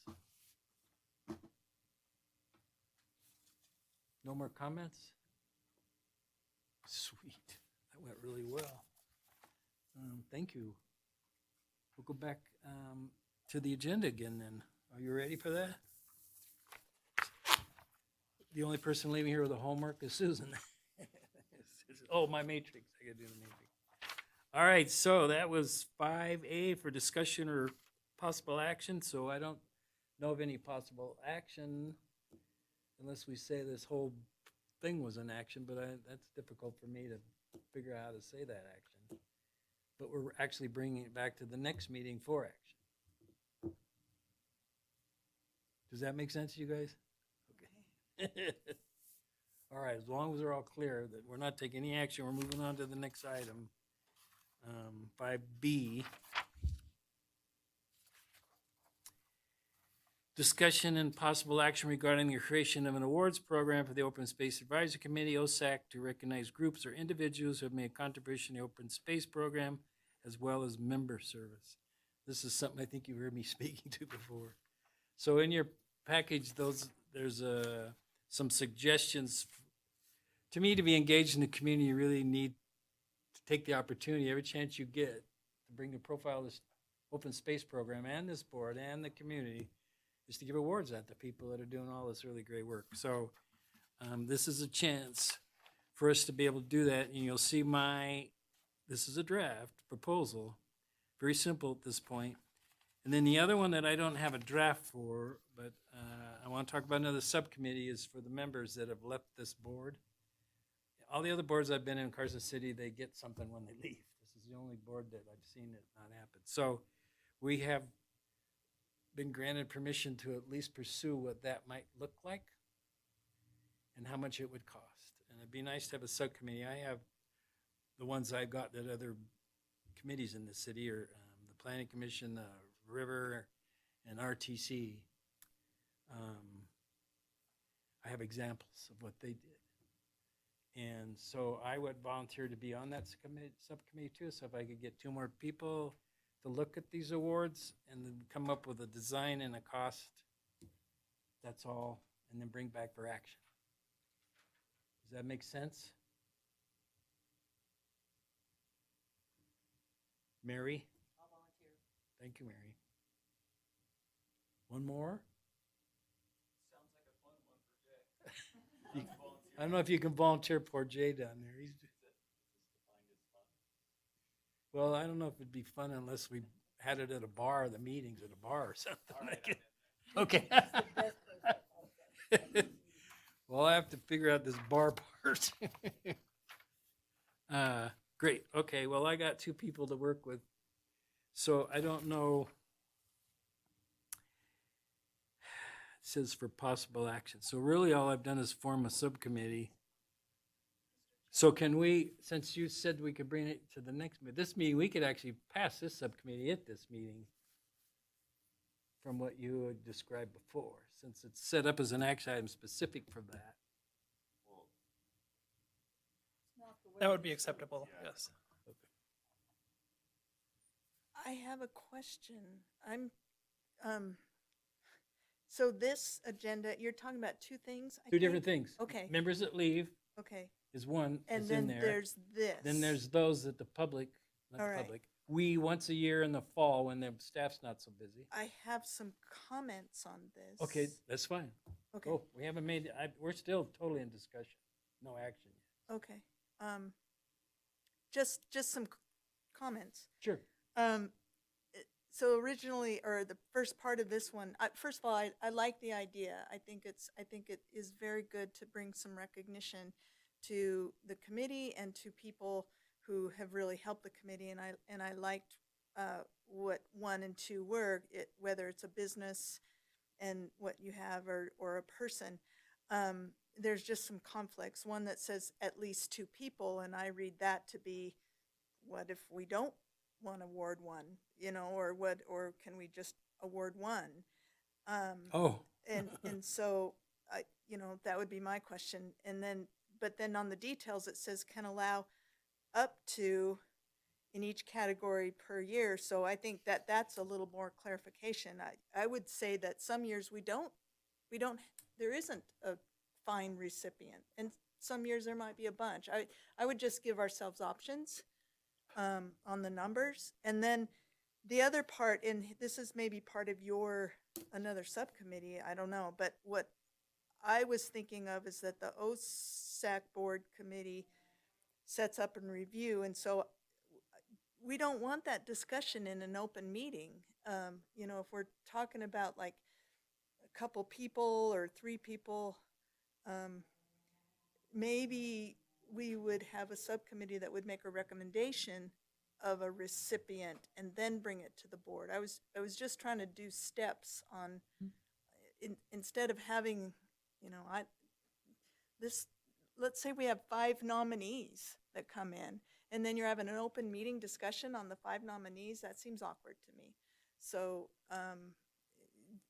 just might need to think about it. So I was actually thinking of a subgroup with an OSAC person, with a city staff, with a muscle power representative, with, just different subcommittees that could bring a recommendation up to this board to look at. And then we give the awards, and I was when do we give the awards? Would we give them at an OSAC meeting, which could be great, or at one of our joint meetings to actually bring more visibility, or even at a supervisor's meeting. I don't know where some of the other meetings that you've had awards in the cities, but so those were some of the questions I had, to be a little more detailed in what we wanted to bring forward. Thank you. okay, well, I was just trying to get the awards approved before I got into the detail. This was an action item and a subcommittee by the next meeting that we have them approved, and but so I have no trouble speeding that up a little bit. So maybe the subcommittee not only looks at the award, but looks at what you're talking about, the process.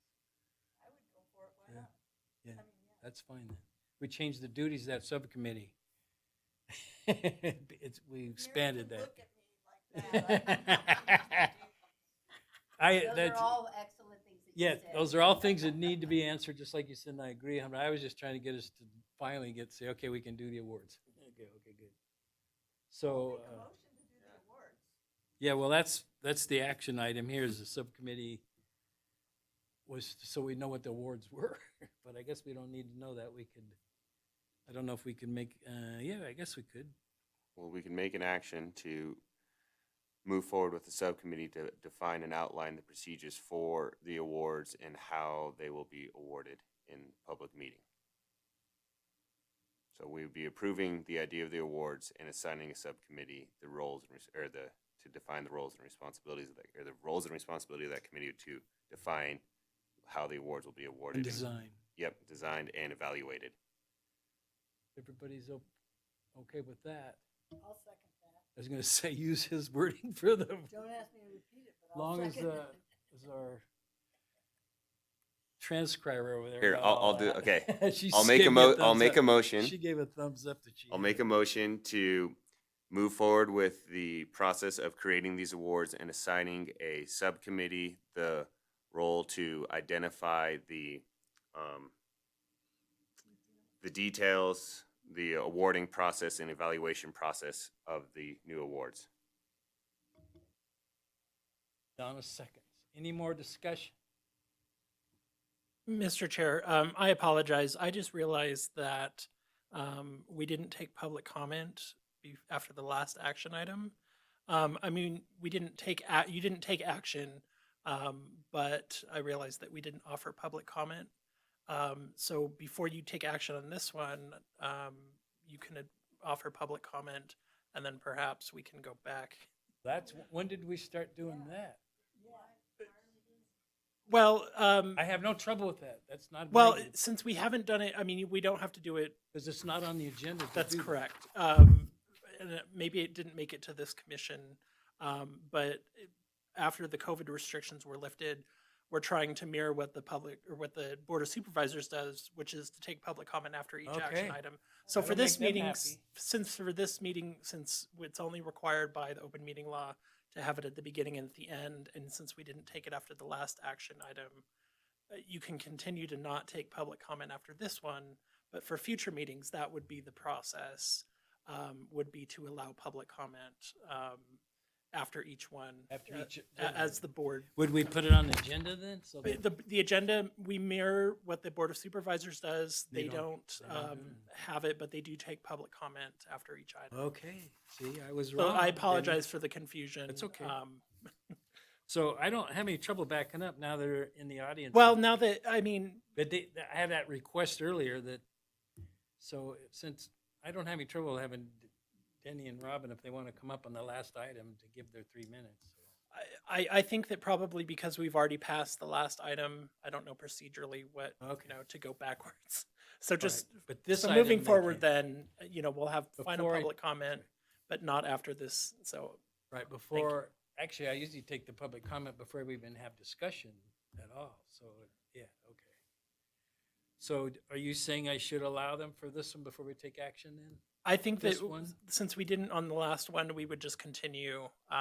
We'll have final public comment as agendized, All right. and then in the future. Thank you. I apologize about Don't that. apologize, it's okay. Because he'll have, there's only 2 items that we've really talked about tonight, so they'll have a chance at the end. And then they can beat me up afterwards, because for not having done that. Okay, so where am I at? We had a motion and a second. Was there any discussion?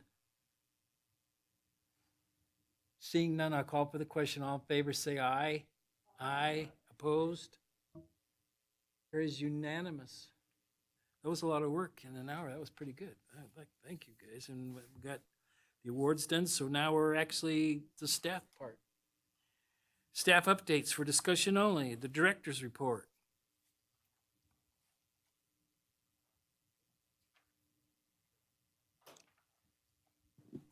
Thank you, Mr. Chair, members, Jennifer Budge, Parks and Recreation Director. Just a quick update on the budget. The Board of Supervisors approved their tentative budget last week. On April 20th, all open space requests were approved, which is wonderful, and that includes adding 1 full-time maintenance position to the staff, which is wonderful. And then also just, there were a lot of other departmental requests, but also an increase for our seasonal staff. So that was really a huge win. I know both boards really wanted to see a $2 increase, but we were able to receive a $1.50 increase, so that's still so significant in trying to get our seasonal staff on board. The final budget will go to the board, I think, the second meeting in May. So then we'll be able to give you guys a more final copy of what the budget that the board approves and be able to move forward with that. We're hiring for summer, carson.org/jobs. That's my sales pitch. You will get a raise July 1st, which is wonderful right away. As we brought up earlier, our goal is 100% membership from Open Space and from the Parks Commission to the Parks Foundation. So just a reminder to please join. It's only $25. You can go on your bank account and make your membership payment through Zelle if that's most convenient for you. You can mail in a check. You can give it to me. I will hand carry it down for you. I will mail it in, whatever's easiest for you. I know Member Kimbrough and a few of the other board members had a little challenge. I know Commissioner Kurt. Meyer and Supervisor Schutte did a little $75 challenge to try to get additional funding to the scholarship fund. So thank you for that, but know that that's not required, and just a simple $25 is more than welcome. I wanted to give you a quick update on the legislature. We've been monitoring a lot of bills, and I wanted to give you an update on the ones that I mentioned previously and where those are at. A lot of bills have died already, so we know which ones we can, have a sigh of relief, maybe that they're not moving forward, or a bit of a bummer on others. But AB 46 historical markers, that is still alive and moving on. AB 87, which related to service animals, has died. There were some conflicts with that one. AB 112, wildlife crossings. I know you would all be interested in that. That one's still alive and moving forward. I've been following that one. I think there's a lot of great opportunities with that one in particular. You mentioned earlier AB 128 for outdoor recreation grant program, which is wonderful, and funding source through Department of Outdoor Recreation is still alive. AB 131, urban forestry, that's a lot of, it goes through NDF, Nevada Division of Forestry, and a lot of urban forestry grants. And with all the tree damage we've had just from this last winter, it could be a potential funding source to really work on our urban tree needs. AB 162 is pesticides on state lands. That one's still alive. We do some maintenance and have some license agreements on state lands, so we try to follow all their practices and keep monitoring that. SB 142, which was the Homeless Bill of Rights, that one has died, but SB 155, also pertaining to homeless, is still around, and I've heard about a text amendment for that. I haven't seen it, but I'll keep following that. It really impacts, our park rangers and enforcement options, and just how we're able to address homelessness in our parks and open spaces. SB 187, employment of offenders, has died. I'm really relieved by that, because that would have increased the minimum, our pay for offenders to minimum wage. So we basically would have killed our inmate Instead of program. $1 an hour, huh? Well, no, we pay more than that, but Do you? yeah, we do. And the ones that we have over time, they get 50-cent increases every 6 months. So we do pay more than that, but we don't pay minimum wage. So I wouldn't want the risk if you're paying minimum wage. Anyway, that one has died. SB 190, removing a child or a pet from a vehicle and reducing the civil penalties when you're trying to help someone in need. That one's still around. And then SB 198 for residential tree removal. We see a lot of conflicts between residents and neighboring residential properties and tree growth over fences or safety issues. So that one addresses that. And that's all I have. Any Plenty. questions? Thank you. Thank you. Open Space Manager Report. Thank you, Mr. Chair. Lindsay Boyer for the record. So I know that normally Greg and I typically provide you with a report with photos and nice things. Just with the time of year that it is, we're just so slammed. And so we made the choice to just do verbal updates this time. So just wanted to clarify that was the reason why these were missing this time. But just a few updates for you around open space. So flooding wise, Greg is going to get into kind of a state of the affairs as far as trail damage and everything that we saw with the high flows this year and the high flows that we anticipate. But I did want to mention that there was some bank stabilization issues out at Buzzy's Ranch. There's a site out there where the bank has been sloughing off for some time. And with the really high flows that we saw, it's gotten much, much worse. So we were approved for emergency funding through Carson Water Subconservancy District to go in and do just some emergency rock work to stabilize the slope. Ultimately, that site is going to require kind of a full-blown permitted river project, and we'll need to go through the Army Corps of Engineers and the whole permitting process for that, and we'll need staff to do that. So that's going to be a long-term project, but I was glad that we were at least able to secure some funding. It's going to be about $80,000 to go in with some rock and secure the toe of the slope so that when we start to see these really high flows, we at least don't lose more bank, because we already, our new fence that we put in with the SNPLMA grant, the fence is kind of back hanging in the river now, or almost. So that's been a problem site, and so we're hoping that we can slow down some of the erosion that's occurring there. So that's one project I wanted to update you all on. A few other things. The sheep have arrived in Carson officially, so they got here last Friday. The Southern Band, which focuses kind of Sea Hill, Greenhouse Garden Center, Kings Canyon, that whole area. The second band of sheep that focuses behind the college, they'll be arriving on Wednesday of this week.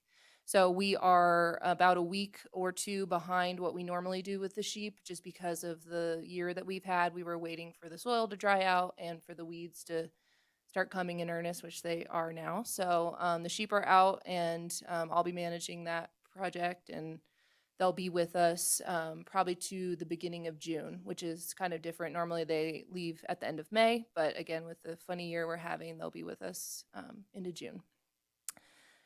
Speaking of weeds, kind of just wanted to put on the record that, noxious and invasive weeds are starting to grow. We're starting to see our usual suspects, burr buttercup and pepperweed rosettes and things like that starting to pop up. So we are going to be working to do some public service announcements, get the word out about weeds to the public and what they can do. Hopefully working with our volunteer coordinator, we're really gonna up our Weedy Wednesdays volunteer events that we've been trying to build the last few years. So we'll keep the committee updated on that. We'd love to have you out for one of our weeding events throughout the week. And then working with our maintenance coordinator, we're gonna be starting to do treatment soon as well. Another update more related to staffing. So the senior natural resource specialist position has been vacant for some time.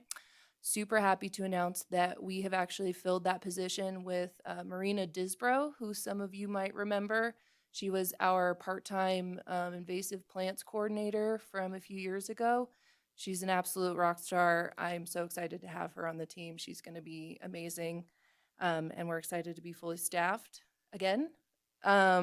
But our open space maintenance worker position, that full-time position that we have, that's currently vacant right now as well. That was a recent resignation, so we'll be recruiting for that position as well, and that's full-time. So with that, I'll just mention that we are anticipating high flows this year. I mean, we've already seen some of those high flows, but there's plenty of snowpack up in the Sierra to still come, so there might be quite a bit more trail damage, flooding, who knows what we're going to see. We're hoping things melt off slowly, but we're not sure. So that's going to be keeping staff occupied through the summer, not only doing repairs to what we've seen so far, but what's to come. So with that, I'll take any questions. I have a comment. You may not have heard this. I was told this when I was at a meeting week before last down in Douglas County, that the Army Corps of Engineers is planning on widening the river right where, or we think right where we want to put our bridge over the river, like on the Bentley property that's for sale. It has the conservation easements on the east and west side of the river, like just south of Bigelow Drive, which would help Carson City because that would slow the river down before it goes along the backside of Prison Hill. So we don't know yet exactly where they want to do it, but they're planning on, instead of a floodplain, they want a flood channel there. So It's Douglas County though, right?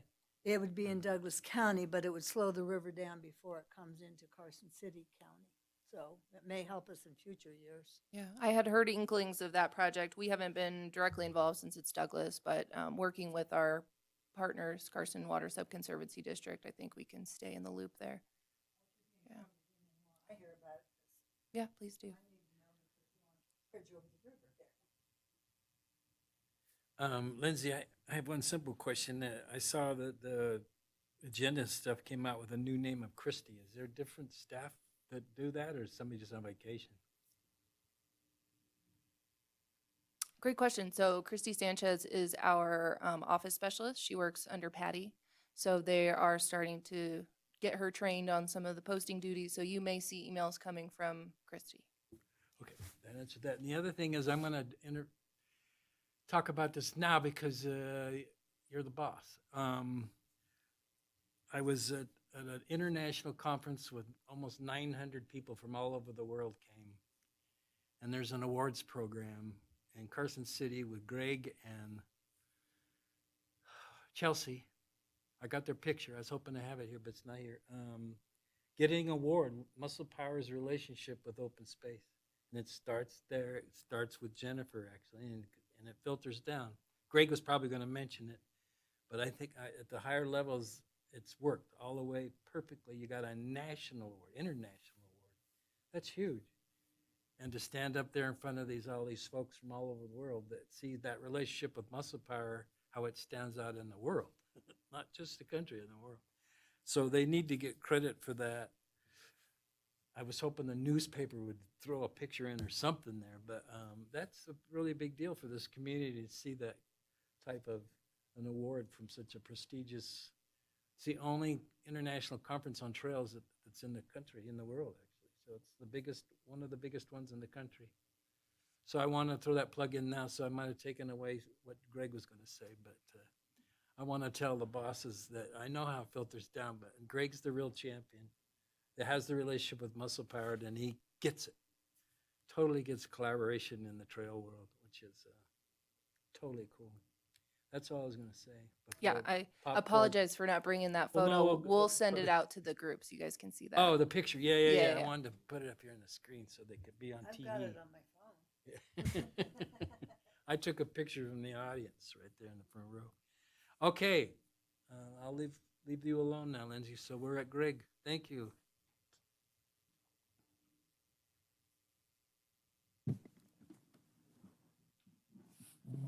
You're on.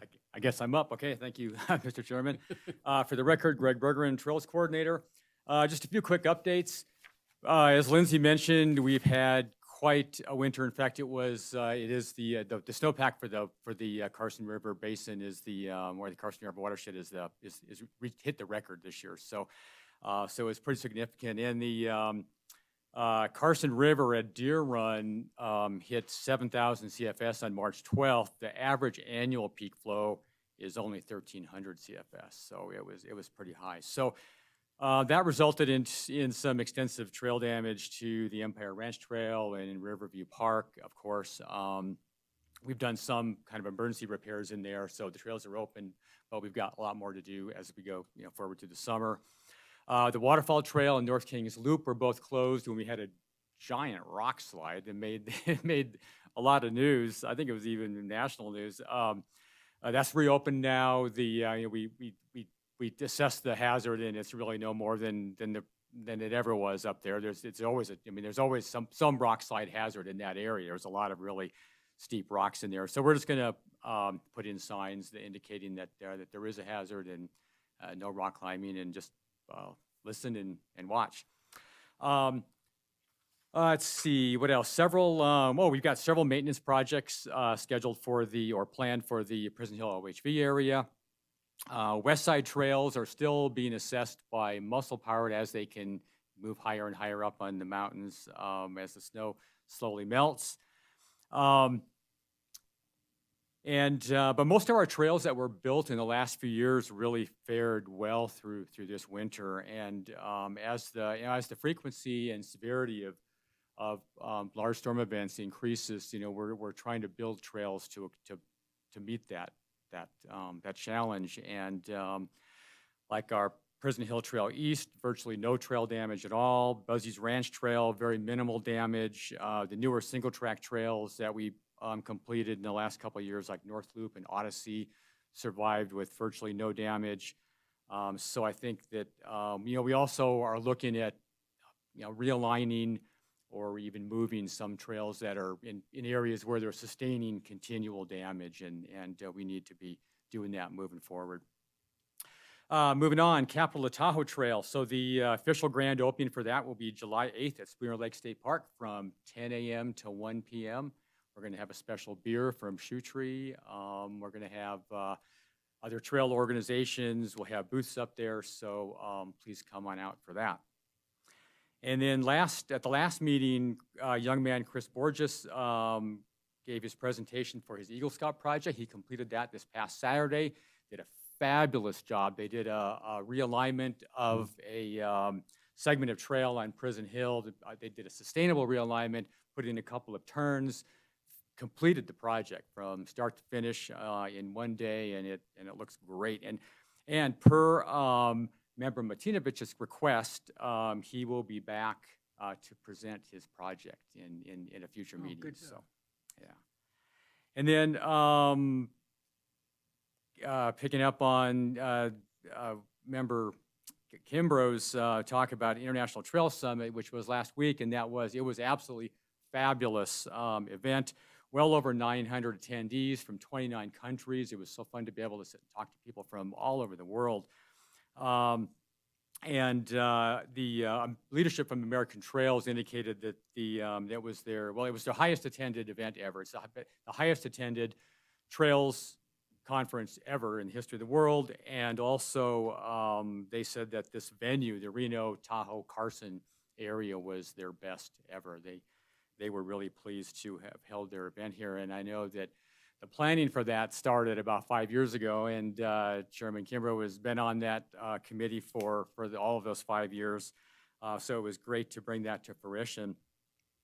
And then, of course, as Chairman Kimbrough mentioned, there was the American Trails Advancing Trails Awards program. They gave out several awards, which recognizes the contributions of volunteers, professionals, and other leaders who are working to create an effective system of trails across the globe.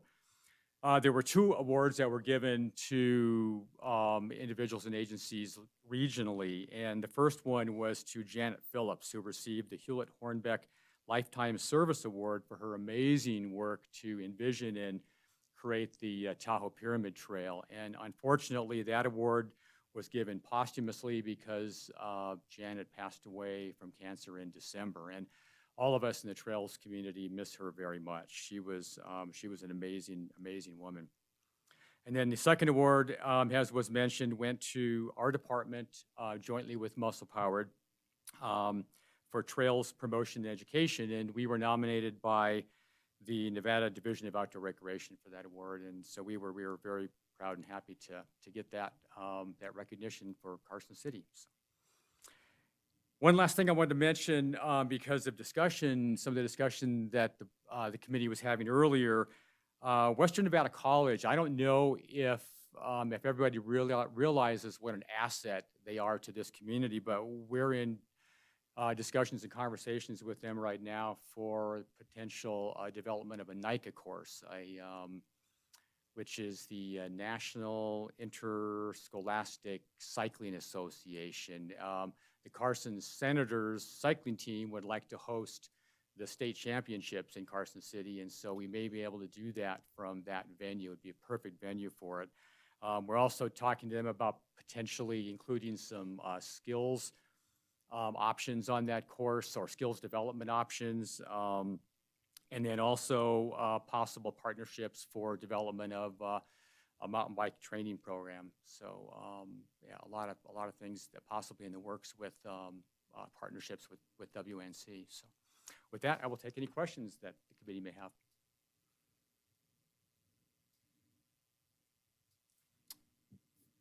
I have one question. I heard at the conference that there were 49 states represented. Did we ever find out which state was not represented? I don't know which one was not, no. But I know we had every continent except Antarctica was there. That was pretty cool. Yeah, I know, that was pretty fascinating. Good job, Greg. I love that new relationship there. That's a perfect one to have a junior college. Well, Yeah. not Oh. junior, now it's a full-time college. Yeah, also, we talked to them about, I know at the last meeting, we had a conversation about trying to locate or trying to find a location for a West Side trailhead, and we brought that up to them as well, so that there may be some options there for Sweet. trailhead on WNC It's a property. perfect place, yeah. Wow, all kinds of good stuff. You're always all kinds of good stuff, Greg. That's fun stuff. Yeah, fun stuff. Mhm. Jay's gonna work more. All right, Right. thank you. Now we're back to members' announcements and requests for information. We'll start down with Samuel down there. You're all good. Susan?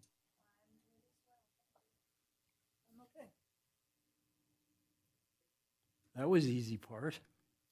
All right, so now we're talking about future agenda items. And the sheet of paper you sent me doesn't seem like enough for a joint meeting, but is that, are you comfortable with moving ahead with those two items? There has been an additional item come up that will either come to the joint meeting or if we need to just host separate meetings, we're still kind of figuring that out, but the June meeting will be happening, so. Good. Well, then you can add what we had discussed tonight to move those into action items at that meeting too. Great. Question, it is on the 20th, not the 19th? That's correct.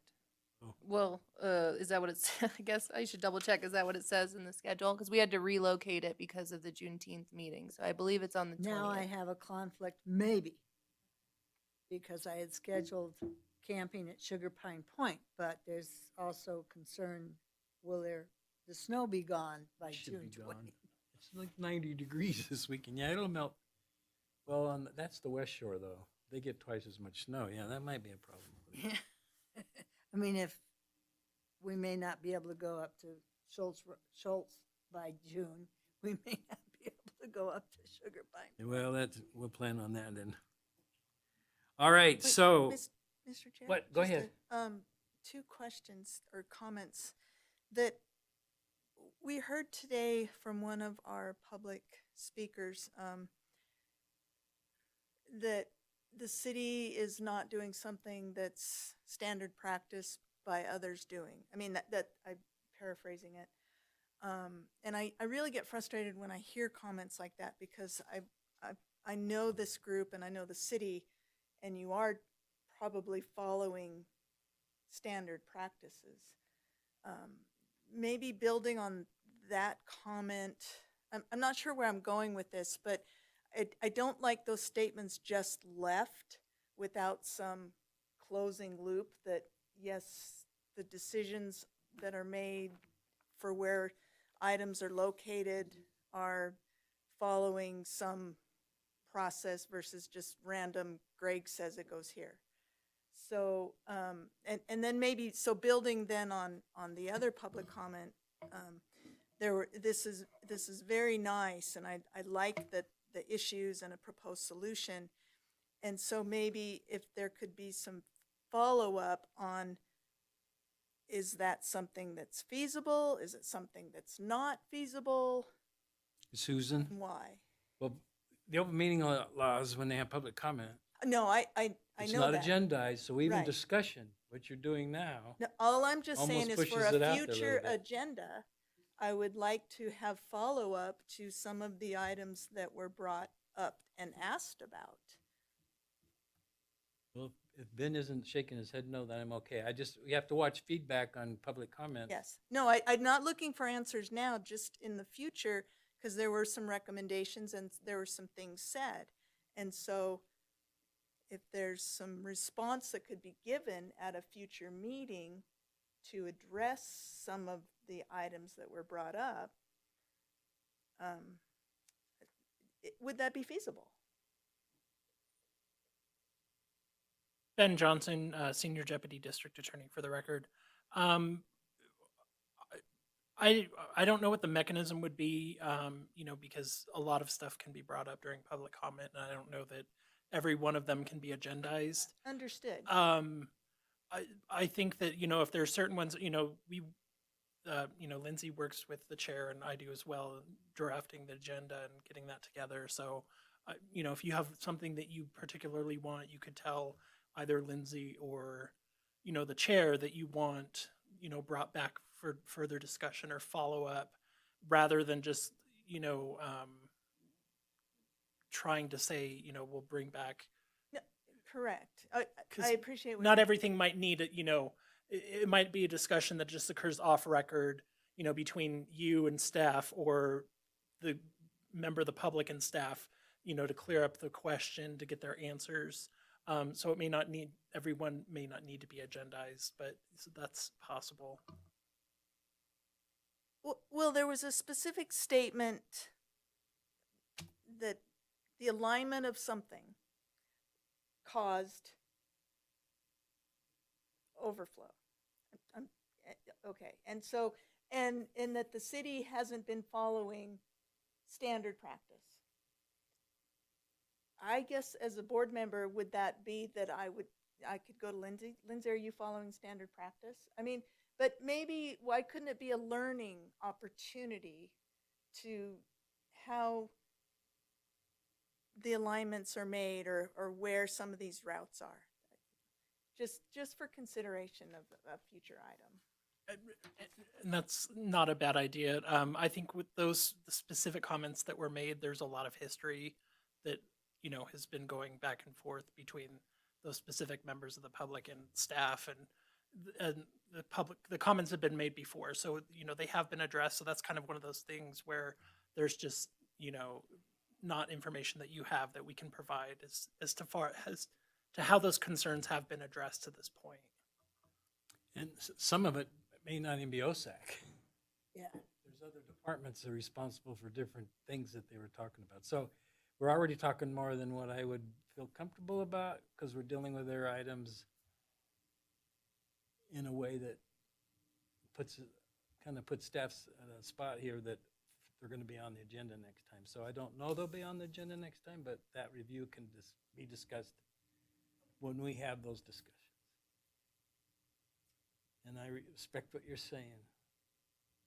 Is everybody okay with that? I know I'm going to get my head's nod no out there, but that's there is a public process to this. So being at a disadvantage without knowing the entire history, and I know the subject, I've talked to staff about it, I've read Robin's stuff she's sent and those sort of things, but I think it does need to be an agendized item if someone up here feels this is a big issue. So you schedule staff to give us a presentation on Prison Hill OHV status or something like that. This is the mechanism. So staff's going to be up there giving a presentation and give staff's side of the story. The public can weigh in on it, like Ben talked about. Then staff has, rebuttal, if you will. And now we have everything public, like Susan is talking about. So I kind of see where this is going. Maybe, this isn't the one to do this with, but with other issues like this, it's just a consideration here. I think it would help some of us newer folks out as well. Or if things change, for example, we've had 250% more water this year. Maybe that's why there's water at Prison Hill. I don't know. Maybe this is the only time there's been water there, but I'm not going to know this, and I think it needs to be put in context for everyone to understand. You can disagree, but at least we'd have two sides of the story. So, no, I thank you, Susan, for bringing that up, but not that we have to do anything. I was kind of feeling that same way a little too.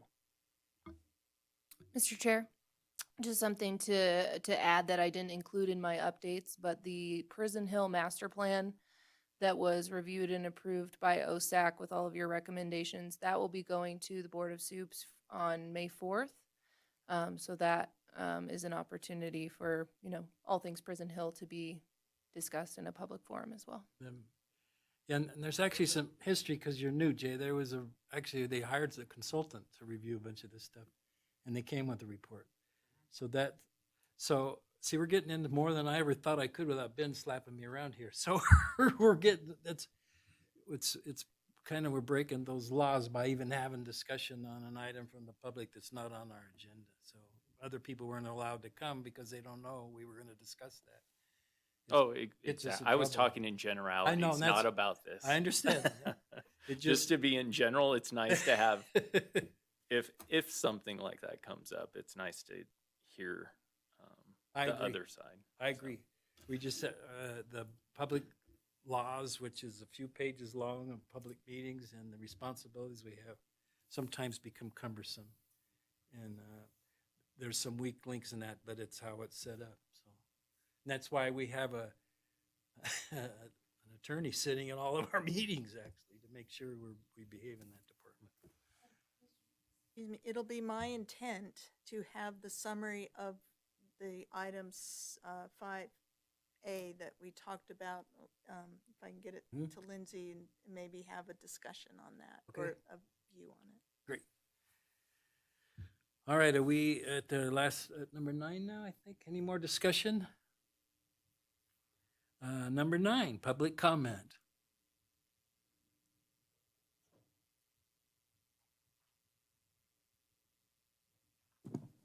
Robin Orloff here. I realize that a lot of you are new to the committee, and these issues that we've been brought up have been, I've got to tell you, they've been brought up since fall of 2019, and we have asked several times, several of us, for an agenda item, and that has not happened. And in December of 2019, 2 of your own members, who are not here now, when Ron and I expressed concerns about open areas and about intact vegetation being invited to be ridden over, 2 members asked for photos and information on the open areas. They said we thought that they were bedrock controlled, and we want to see pictures if that's not the case.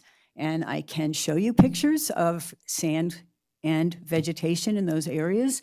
And they also asked for information on erosion, because we spoke about erosion in December of 2019.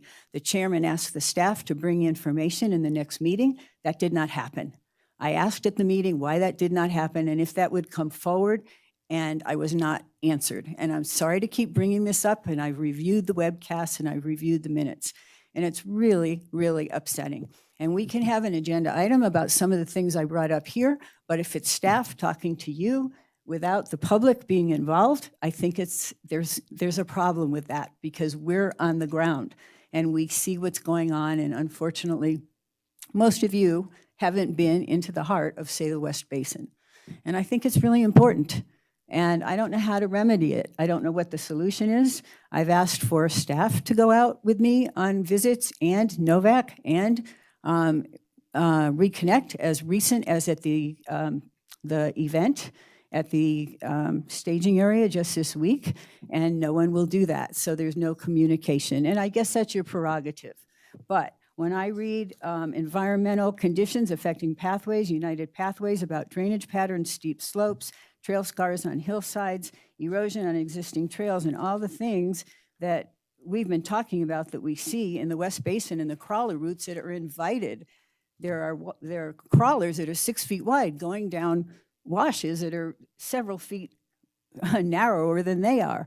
And the know before you go rules say that the crawlers will not go up a wash that is narrower where they're driving on the banks and the slopes. And I'm happy to go out with whoever is involved in this and have them explain it to me and show me, but it just, to me, it doesn't make any sense.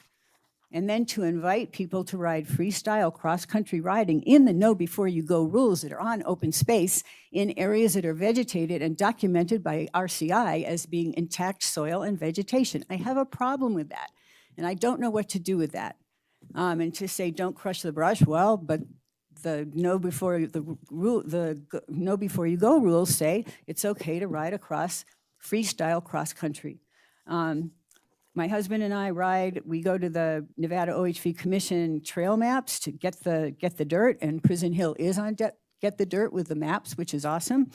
And one of the places, Crescent Sand Dunes, said, open OHV use on unvegetated sand areas is allowed. OHV travel is limited to existing roads and trails in vegetated areas. I think that's really important.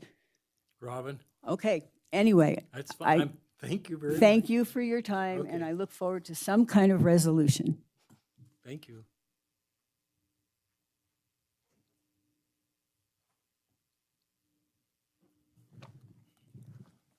My name is Ron Moe, citizen of Carson, and I do go up Prison Hill quite often. And I second what Colin Schifrin said in his comments, and Robin also. There has been really no oversight with this whole project on the OHV area. It's disgusting. If any of you go out Please there, speak to us now instead of the staff, I'm- okay? to all of You're you, broadscaping, that's fine. I just don't want you to use this opportunity to have any harm to our staff here. So just to Okay. me and the board, okay. thank you.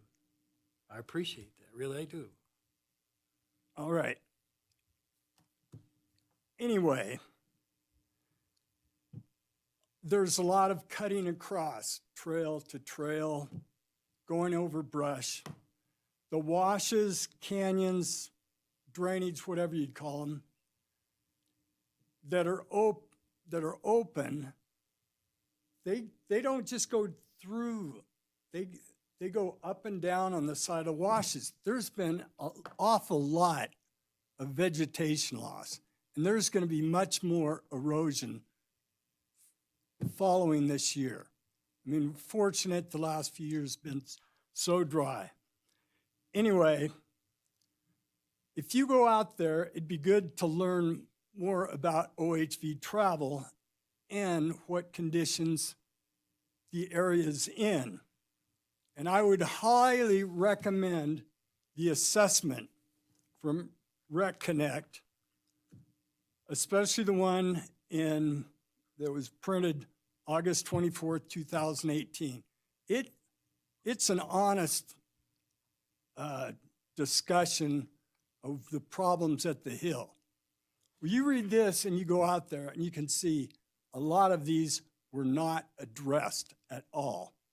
And that's part of the problem of this big erosion and loss of vegetation.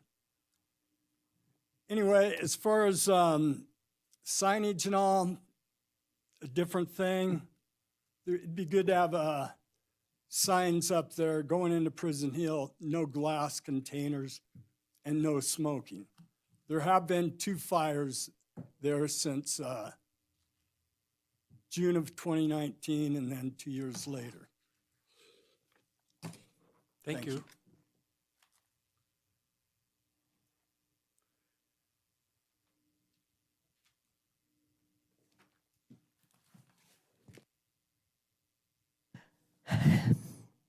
Denny French, Carson City, Nevada. Thank you, Commissioner and Board Chair. I'm going to read this. It's hard for me to follow the subject matter, period. It's very hard. I've been up there and it broke my heart. I went up there expecting to have opportunity to see a wonderful array of stone and soil and sand. And see, I'm not sophisticated. What's soil? What's granite? What's this? What's that? I know beauty when I see it. I got up there and it was beautiful, honestly. But more important, it touched me emotionally in a way that's not centered to the prettiness or the natural beauty of it. It's just a beautiful place that I feel, unless we are very much more diligent, and if we don't listen to people that know the area as well as the individuals that have spoken tonight and have done their due diligence, not out of a malice or out of a want to be right, they would rather be wrong about what they see, but what they see when they report it and you ignore it, it's got to be heartbreaking to them. And when I went up there as a casual observer, someone that has limited ability to get out right now because of health and other matters, I'd get up there and I see oil in the soil. And I see tire marks on the rocks. And I see places where granite has literally been worn off, like somebody took a grinder to it. And what that happened by, or the cause of, is a tire. Now, I'm not a person that wants crawlers out there. I'm not a person that even wants motorcycles out there. When I started observing these things, I was just like, oh my God, who do I let know? People I let know say, oh, it's fine, we got it covered or whatever. And I didn't run up against what others have done or had, or the way that they've been treated, like there's some sort of enemy. And they're just, it's sort of like the messenger. If they come with a message you like, you give them a nice dinner. If they come with a message you don't like, you slay them, which isn't very much of an incentive for that messenger to even want to show up. They're not sure how you're going to take that. They have worked very hard. They care very much. And if you don't want to use them as a resource, shame on us, because they are our eyes. They are giving us the ability to say, hey, we have a problem. Let's work with it. They're wanting to have opportunities for riders. They want to have opportunities for off-roaders. I'm at the opposite end. I say if we can't control it to make sure that this habitat works, then we shouldn't have them up there. But let's work together and get this figured out. But please don't ignore them. Thank you. Thanks, Danny. No more public, so I assume we're okay there. Next thing on the agenda, all I need is somebody to adjourn us.